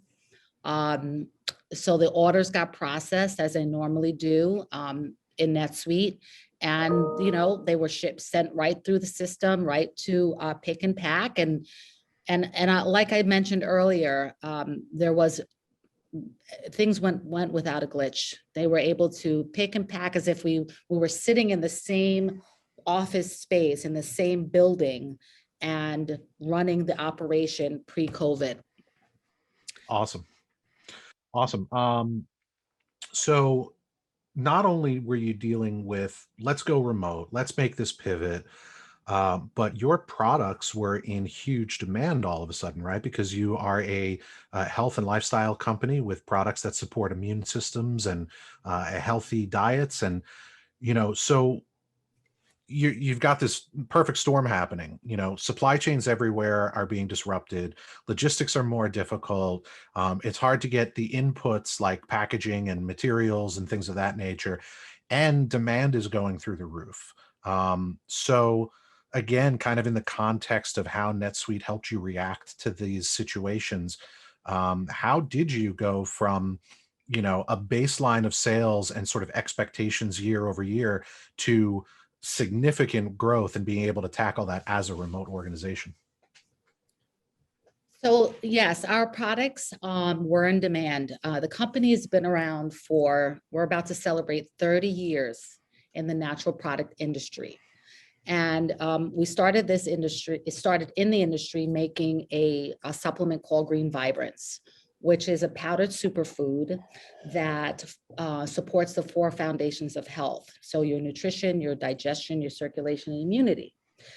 So those are the tenets of good health. Without the 4 of those, how can you really say that you are achieving vibrant health?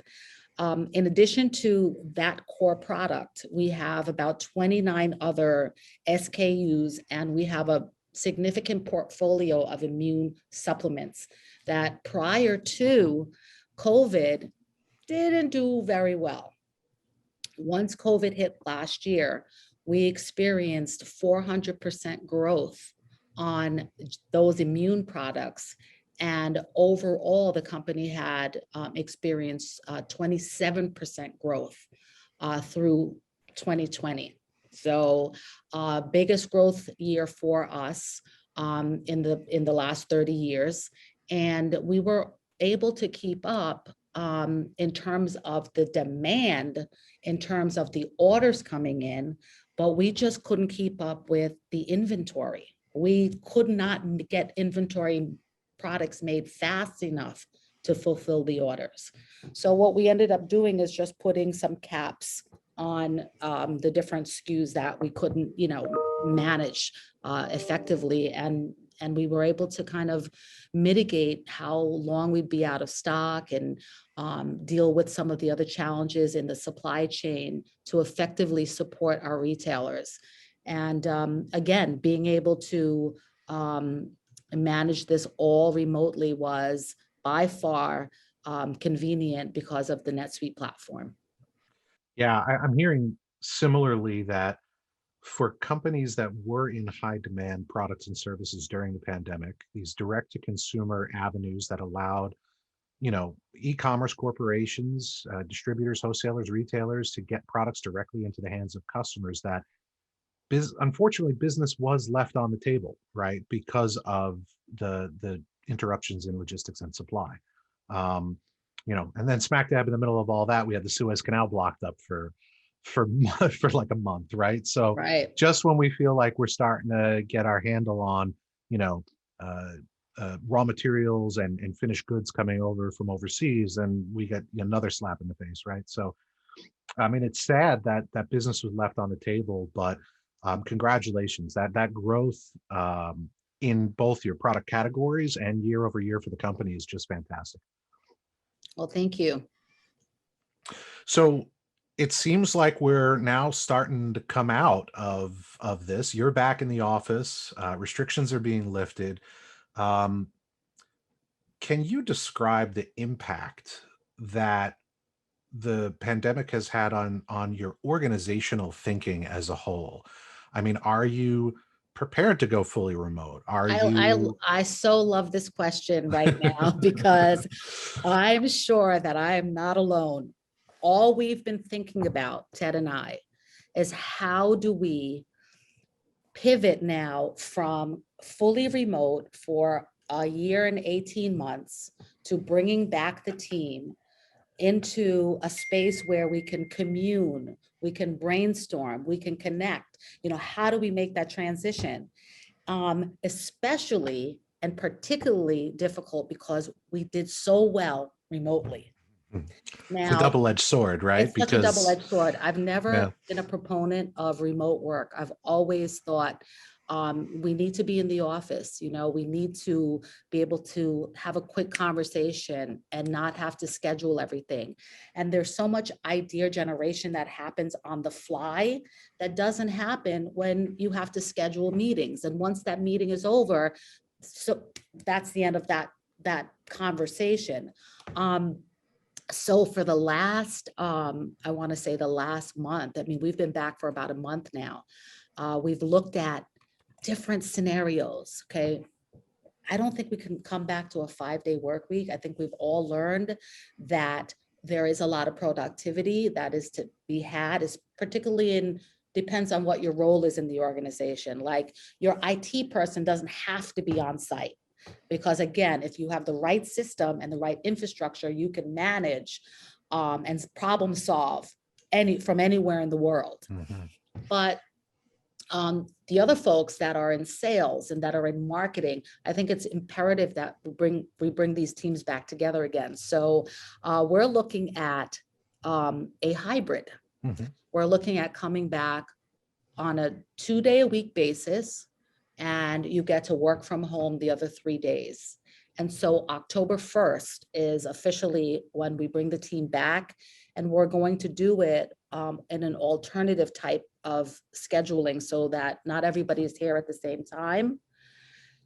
And we're going to see how that goes. But I have to tell you, Craig, that the crocodile tears are coming. And why it's been working? Why do we have to come back? And I, like I told the team, there are benefits to both. There are benefits to the remote world, and there's benefits to being in the office. So let's try to come to a happy medium that's going to be in the best interest of the organization.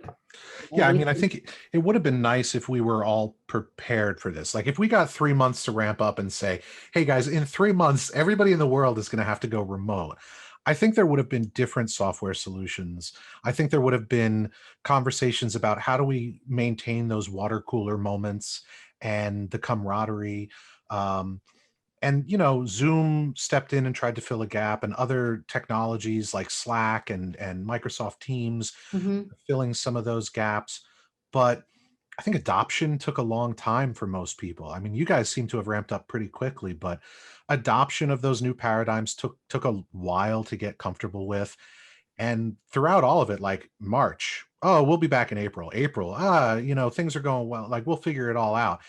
I don't think until we were 5-6 months in did we really realize where we were, right? Sure. And how fundamentally life-changing the last year 2020 was, right? So, I'm in total agreement with you that there are experiences and there are people. I mean, look at the user group that we're in. This is an in-person event. Not, we run 4 in-person events a year, and we really revel in the fact that we get to spend time with our colleagues and our peers.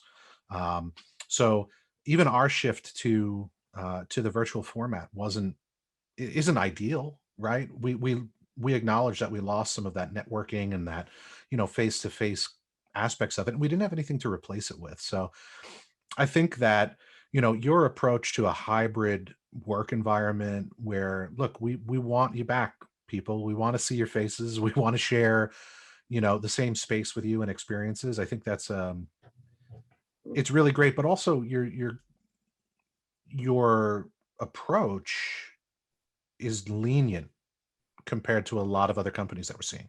JP Morgan Chase wants everybody back in the office 3 weeks ago, full time. And if you work for JP Morgan Chase, it's not 9 to 5. So, but yeah, can you just give us a little bit more insight into the risk versus reward of having to go back to quote unquote normal? So I think that the risk is, of course, having, like you said, some people, it took a few months for them to adopt to working from home. But many folks were adopters right away because it's something that they had yearned for since joining our organization.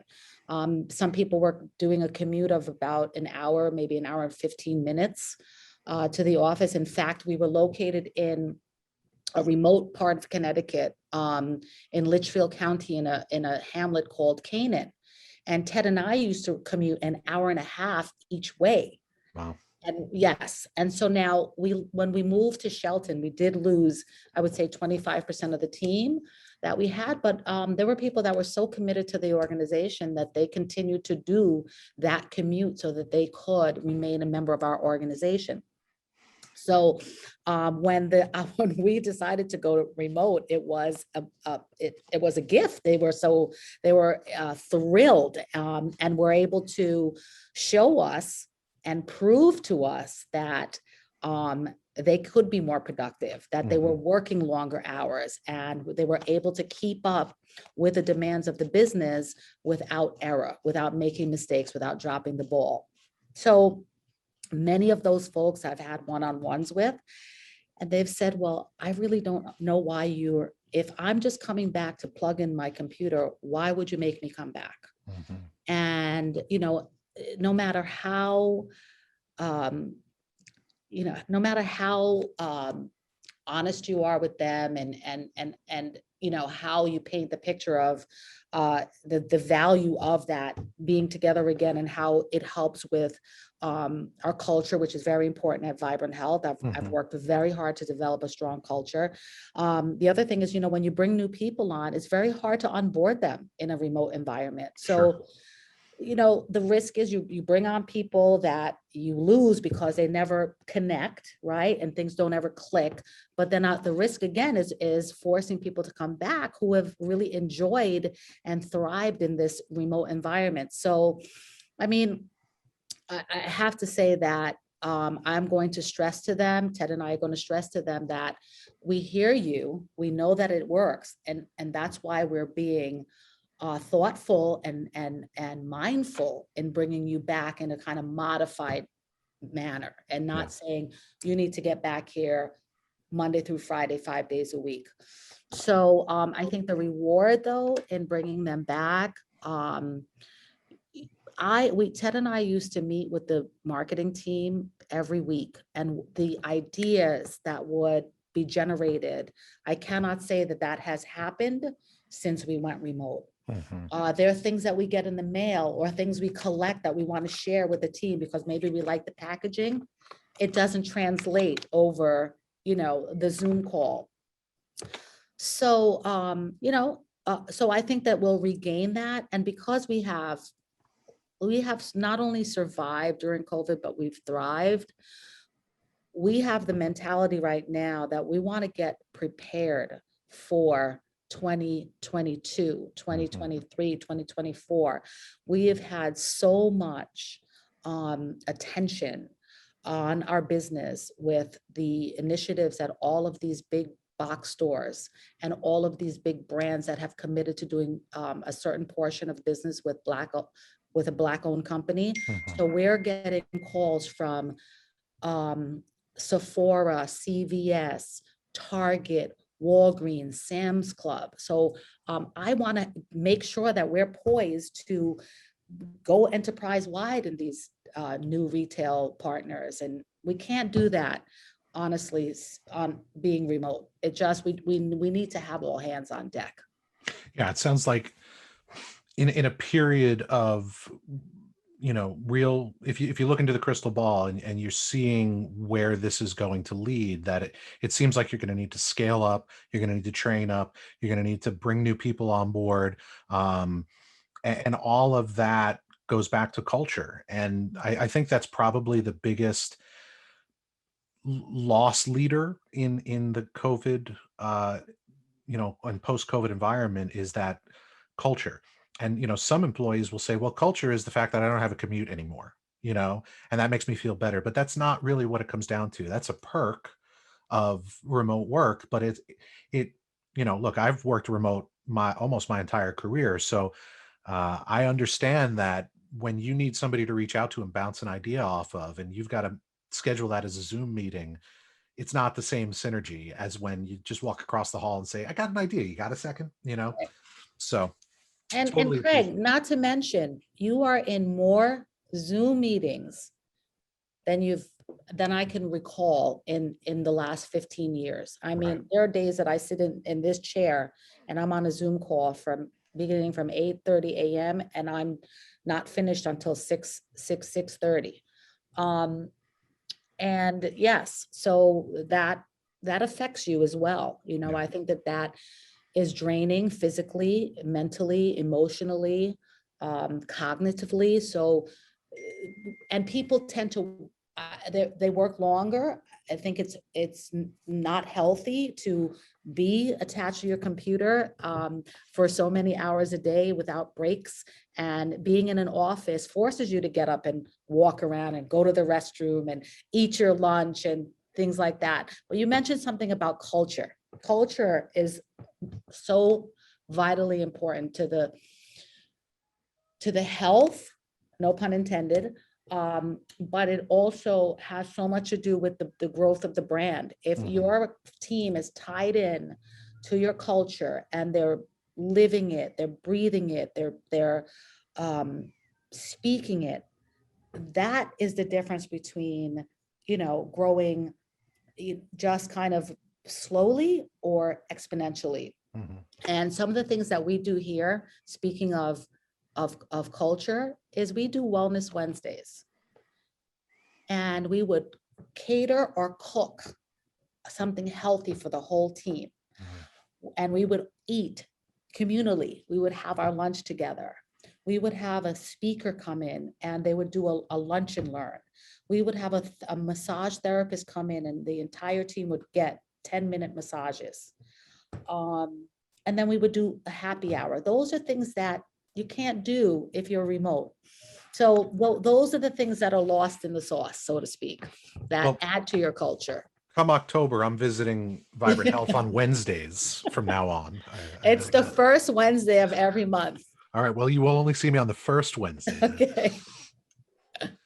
Cool. Yeah. You know, we're talking a lot about culture, you know, and business. And I think, you know, this is a NetSuite user group, right? So technology, I think, has a big part in our ability to go remote, our ability to you know, get our jobs done, to be more efficient. But I think providing the right technology footprint or technology infrastructure is a big part of culture too.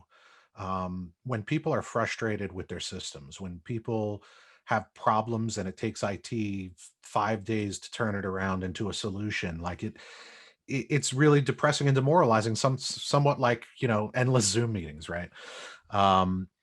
So can you speak a little bit about how NetSuite at the core of your business is just, you know, look, we know it affects logistics and shipping. We know it affects product management and inventory, and we know it affects, you know, how you sell and service, but how does it affect the people side of the equation? Do your people enjoy working on the platform, and has it made a difference and impact on the people side of the organization? To be quite transparent, like I don't really work in NetSuite at all. And, but I do know that we left the Fishbowl. We were using Fishbowl as our platform before for inventory management and for our ERP. And it was very difficult.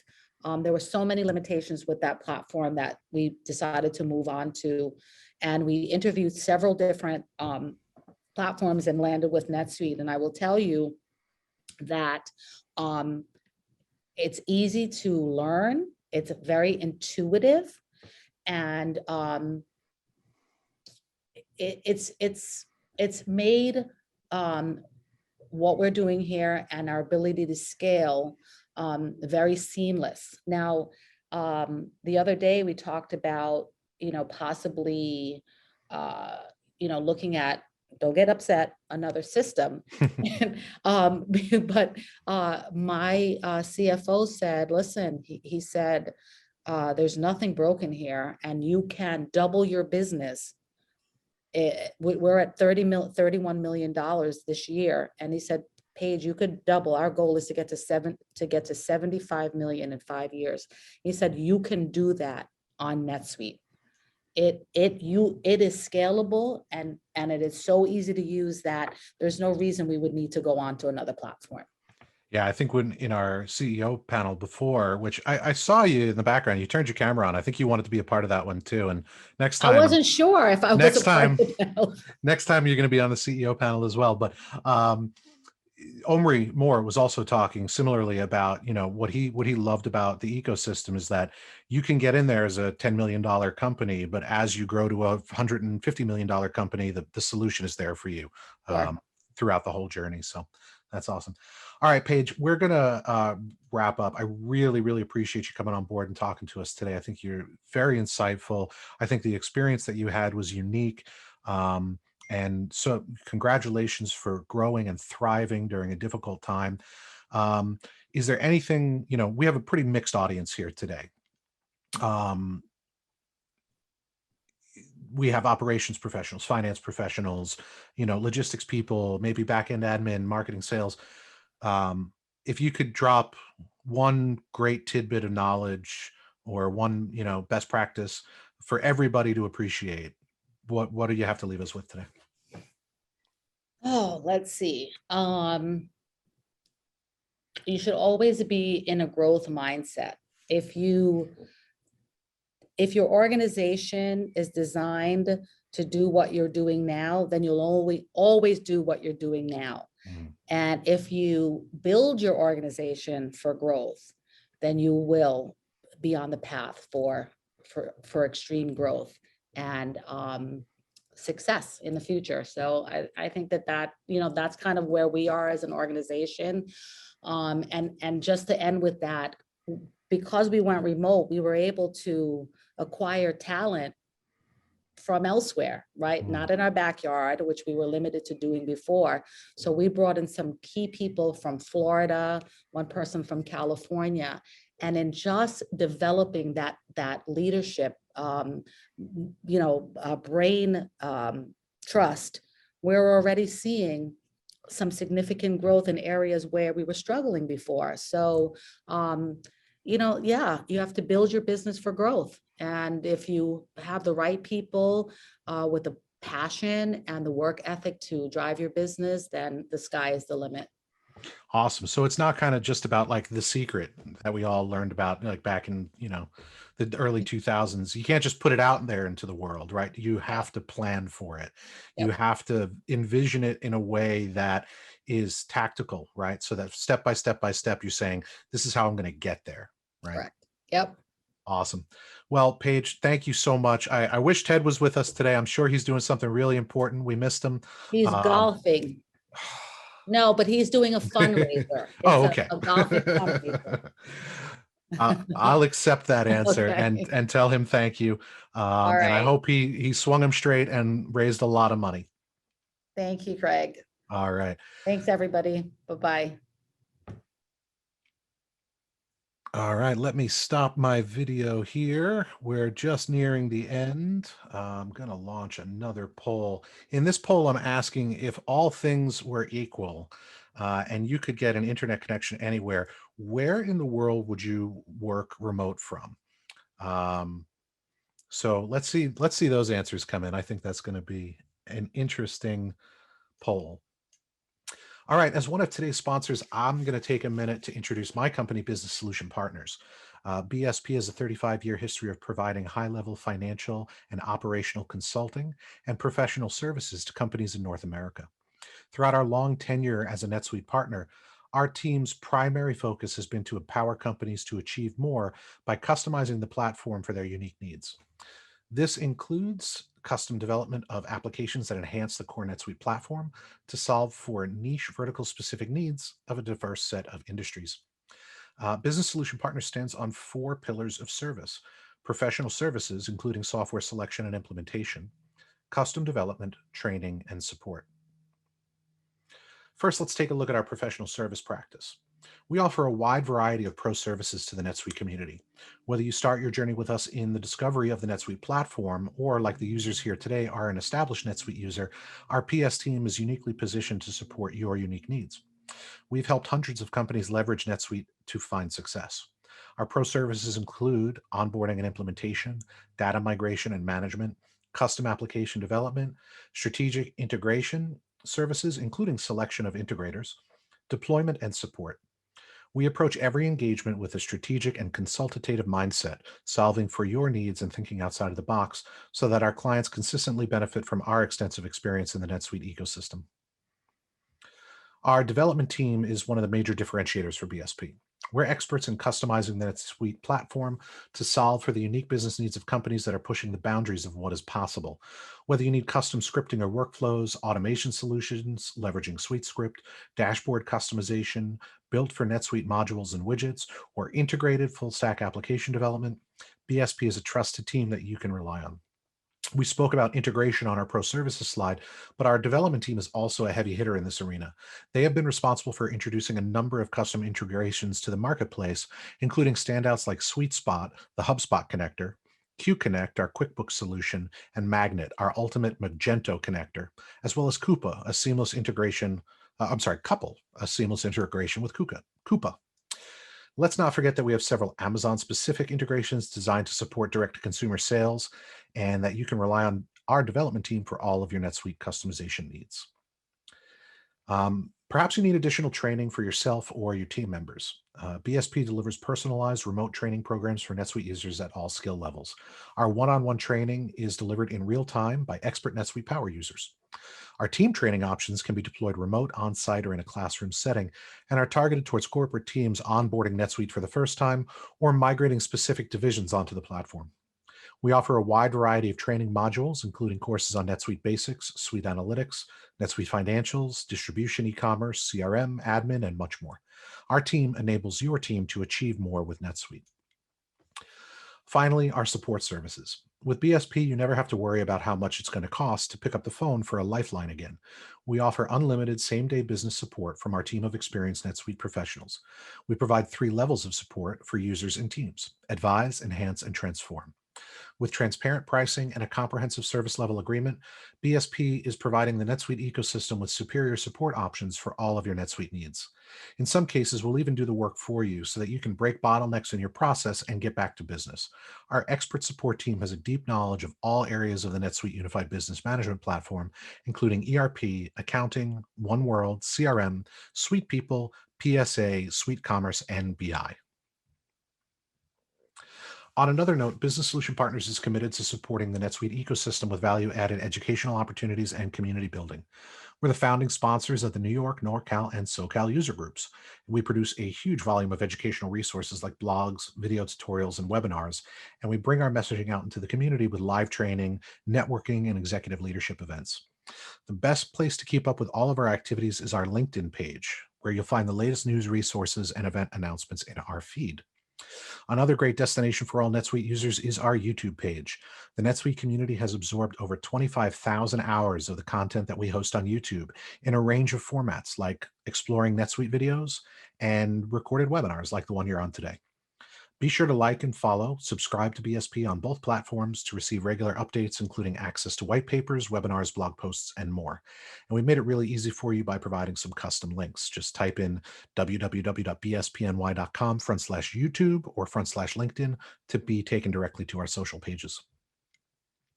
We are Business Solution Partners, and we are moving your business forward.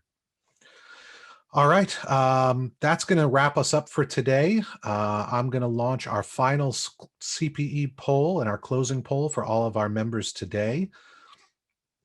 A reminder that Oracle's NetSuite's Suite World 2021 has been announced and registration is now open October 18th through 21st in Las Vegas, Nevada at the brand new Caesars Forum, a new venue for us in 2021. Also, I'll remind you to save the date. The Q3 2021 NetSuite User Group Virtual Summit is Wednesday, September 22nd, 2021. Same bat time, same bat channel. All right, we're going to open the floor to your questions at this time. I'm going to invite all of our panelists who are still on the call to open your mic, open your video, say hi to everybody. And whether you have a question about something you've seen today, or a general NetSuite question, or a question to any of our panelists, presenters, or sponsors, now is the time. Find that Q&A panel, find the chat, and we'll be happy to interact with you. All right, so we had a really interesting session today. Robert, you're generally a user, and I'm going to say, taking your session out of the equation, because obviously that's your favorite. What was your favorite session today? Well, what I learned about product, and our product is pretty boring. It's a shipping box. But what I learned about product is you want to sell the benefits and not the features, or the other way around. You want to sell the features, not the benefits. No.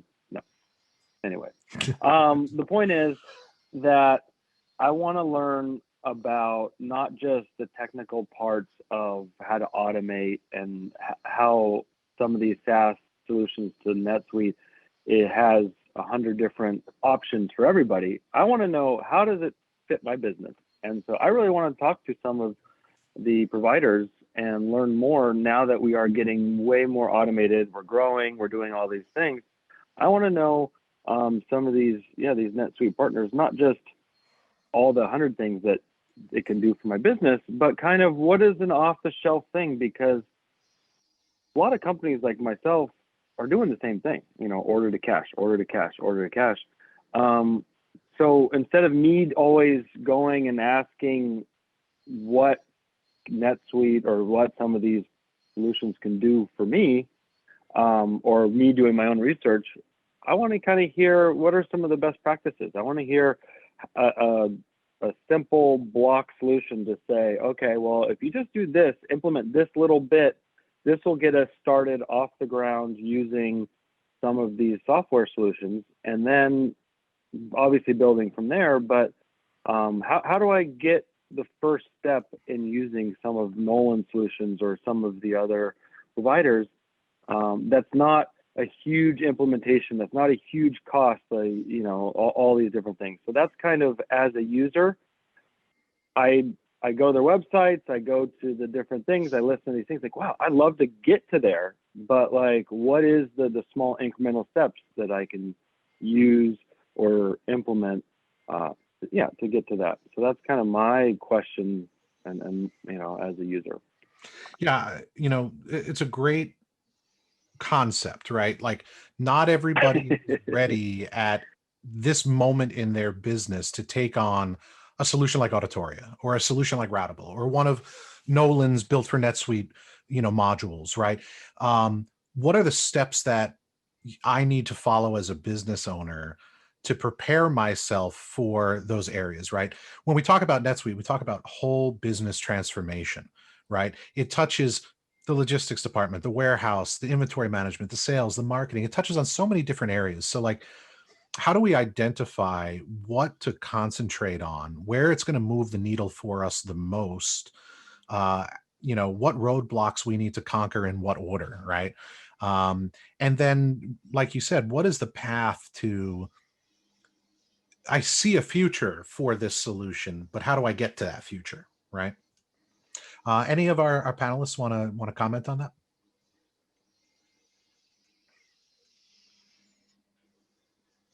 Yeah, that's an interesting one. Don't everybody sure. talk at once and then everybody talks at once, right?